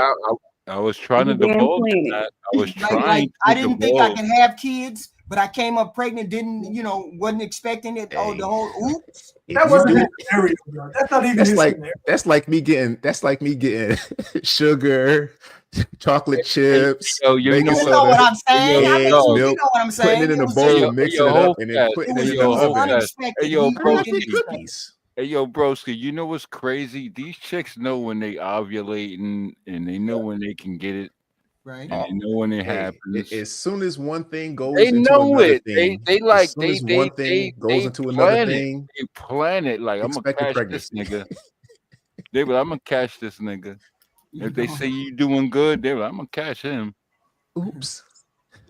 Like what? Yeah, Well, that's it. sometimes it's an I oops. didn't It plan doesn't, it. Yeah, you didn't plan it, but you knew what you was doing. It wasn't like you was yeah, doing. but I mean, Yeah, sometimes Y'all they be you don't. catching you, yo. Yo, y'all these not chicks playing is Connect slick. Four. Yo, Yeah, they slick but as look, shit, bro. people say oops all the time. People say it's oops, baby, Come all the on, time. Yeah, Okay. that's just people HQ. don't like. I don't like that stuff, man. That's just people not having accountability, man. That kind of language.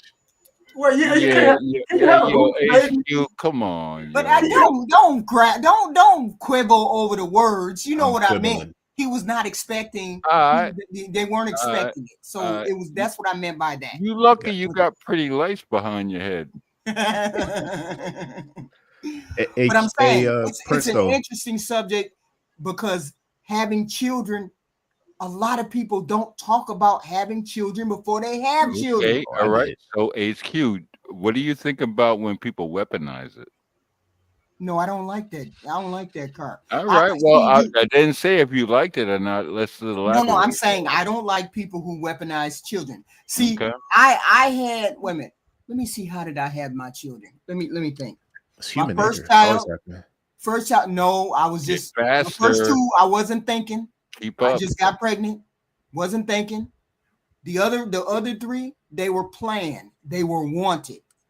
Okay. They were planned and they were, the other first two, oops, didn't know what I was doing. I was dumb. I was dumb, young, 20. No, that's Dumb. different time. Then when I got married, we planned, okay, we want to have these three. And then we were good. So I had five. I had a house full of five. But the difference between my first child and the last child is 18 years. Yeah, but that's a different timeline. Right, right. Because I was young when I started, and I was in my late 30s when I had the last one. Right? Yeah, but what's happening now is different. That's a different timeline you're talking about. Right. They're but not necessarily weaponizing. They're just having children because they want to have children. You brought it up though. You brought Right. it up. You using your timeline to be relevant in today's timeline. Right. True. Okay. True. All right. True. But I'm saying I get it when you say weaponizing, but what do you mean by weaponizing? I understand the words, but what do you mean? What are you talking about? Well, weaponizing is like let's go all the way there if you want to go there. What? Yo, these chicks be lazy as hell. They will from paternity fraud to alimony to across the board of anything. They weaponize pregnancy to get some bread. And they actually got a script for it. Yeah, but when you say get bread, what do you mean? Get bread like public aid or get bread from all of that. They get money, bread. No money. They get money. Come on, it's in their that favor. Ain't no public aid. Ain't no money. It's there in their favor. If I got one kid, that's like $300 and some a month. That ain't no money. So she ain't having no baby. One lady online bragging about something she was making racks. She ain't having no bread. She ain't having no baby. Hold fast.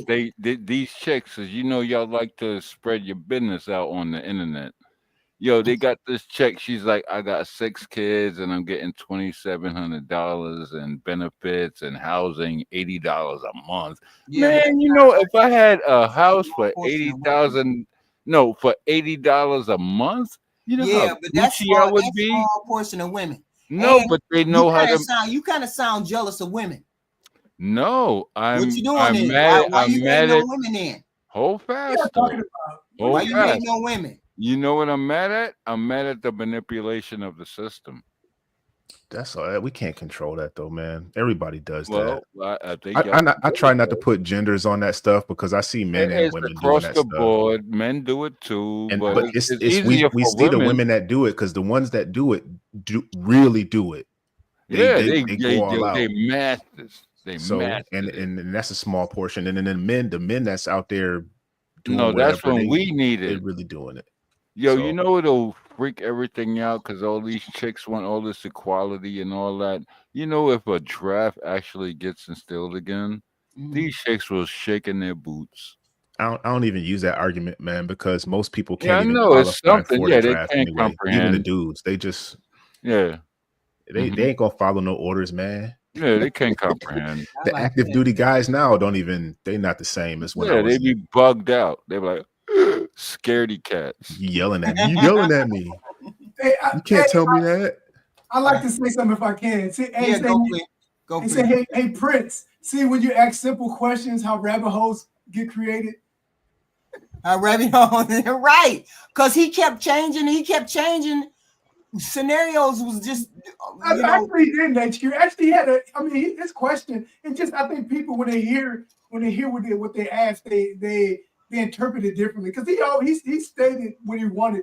He said he only wanted one, and I think people like I see she's gone now, but I think Tyranny was thinking that because he didn't want to have kids, that means he didn't value his marriage, which wasn't the case. He was just stating that what he didn't want, and I'm assuming he wanted at least some different insight or different perspective on how he was feeling, and was so talking about not caring about your wife or throwing her away. I didn't get any of that from him. I got from him what he wanted to understand other people's perspective on just him not wanting a kid, she wanting one, and what type of how would that affect the marriage. Right. And I said to him that if you've been married that long, it should be a matter of discussion with your wife.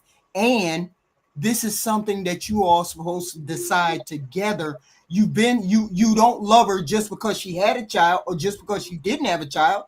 You love her because of other reasons. You're with her for other reasons besides the child.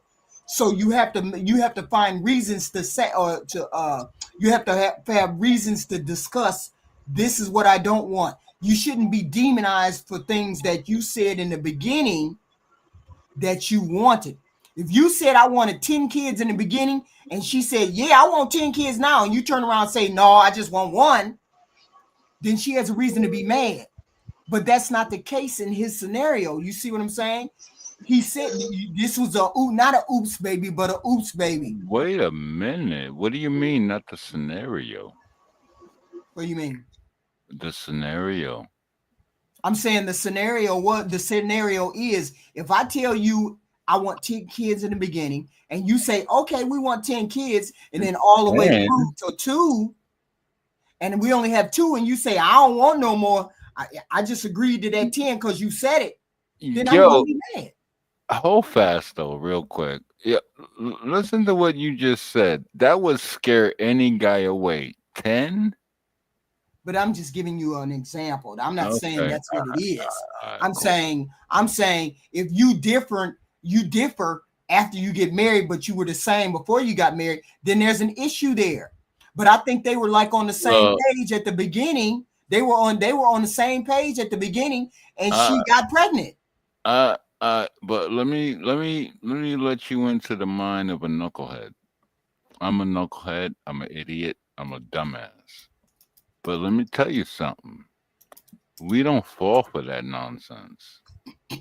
We got our own problems. We got our own bills.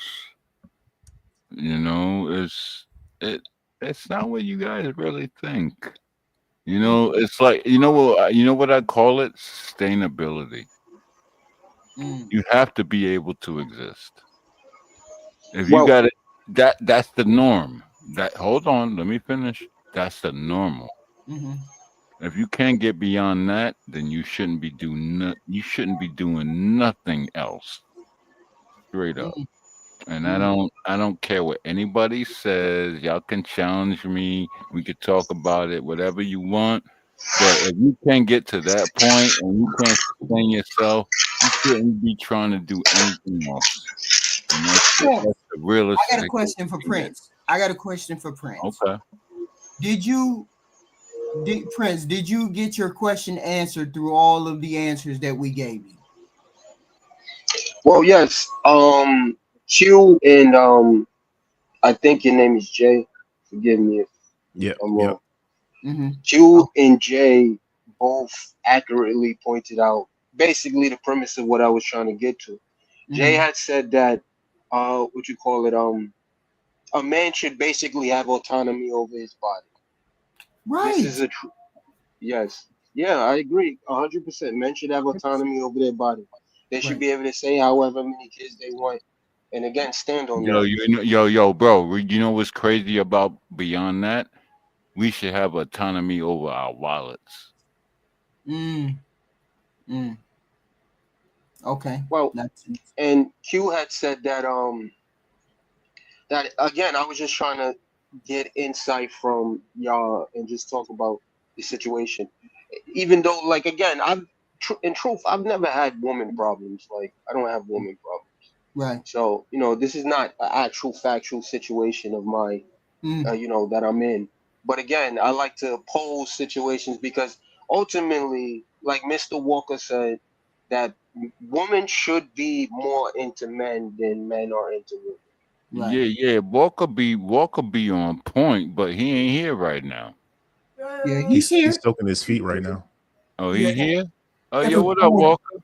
Got those bunions. Right. Well, I mean, you heard what you needed to hear. You heard what the men would do on the, like I said, I would say it should be a conversation. You shouldn't be switched up. And I understand that if you have a decision to make about what you want to do as far as children, then you should stand on that particular thing and hope your marriage survives that thing. And your wife should understand if you say, I don't want any more, we're good with the one that we have, and keep it moving. That should never be a reason to leave a marriage when we agreed in the beginning. We didn't even think we could add a one. You know what? HQ, you know what's really pissing me off? Because you got the pretty lights and all the rainbow, all that. I don't know what's going on with that background. What? Nice lighting.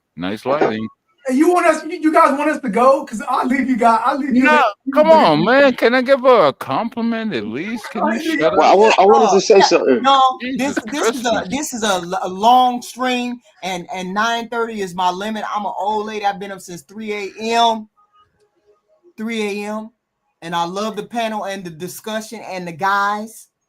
So what's the recap? What's the recap? What we got to learn something from these conversations. The recap was that married men self-admitted that they're simps and they don't mind being simps. Wait now, for their wives. Thank you, HQ. No, yo, they mad because I said something nice about your lighting. What's the recap, Jay? Give me a recap. One thing we learned on this panel. Man, my brain is scrambled right now from you know Walker, when I listen to some. Mr. Walker, ask Mr. Walker first. I got it.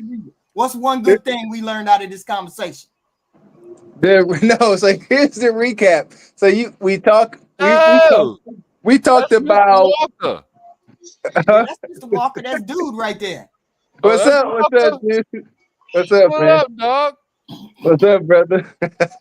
Look, this is what we learned. Women, you need to be more into your man, physically more into your man than he is into you. That way, whenever he is requiring physical intimacy, you don't find yourself entering into the realm of a sexless marriage and end up stepping out on your man. Because that's what we learned, that a lot of these sisters ain't holding up their end of the bargain. Then they wouldn't be mad whenever there's a reaction to their action or lack thereof. That's what we learned, HQ. Thank you. Wait a minute. Miss Walker. Wait a minute, Walker. Hold fast. Let me get him. Hold on, dude.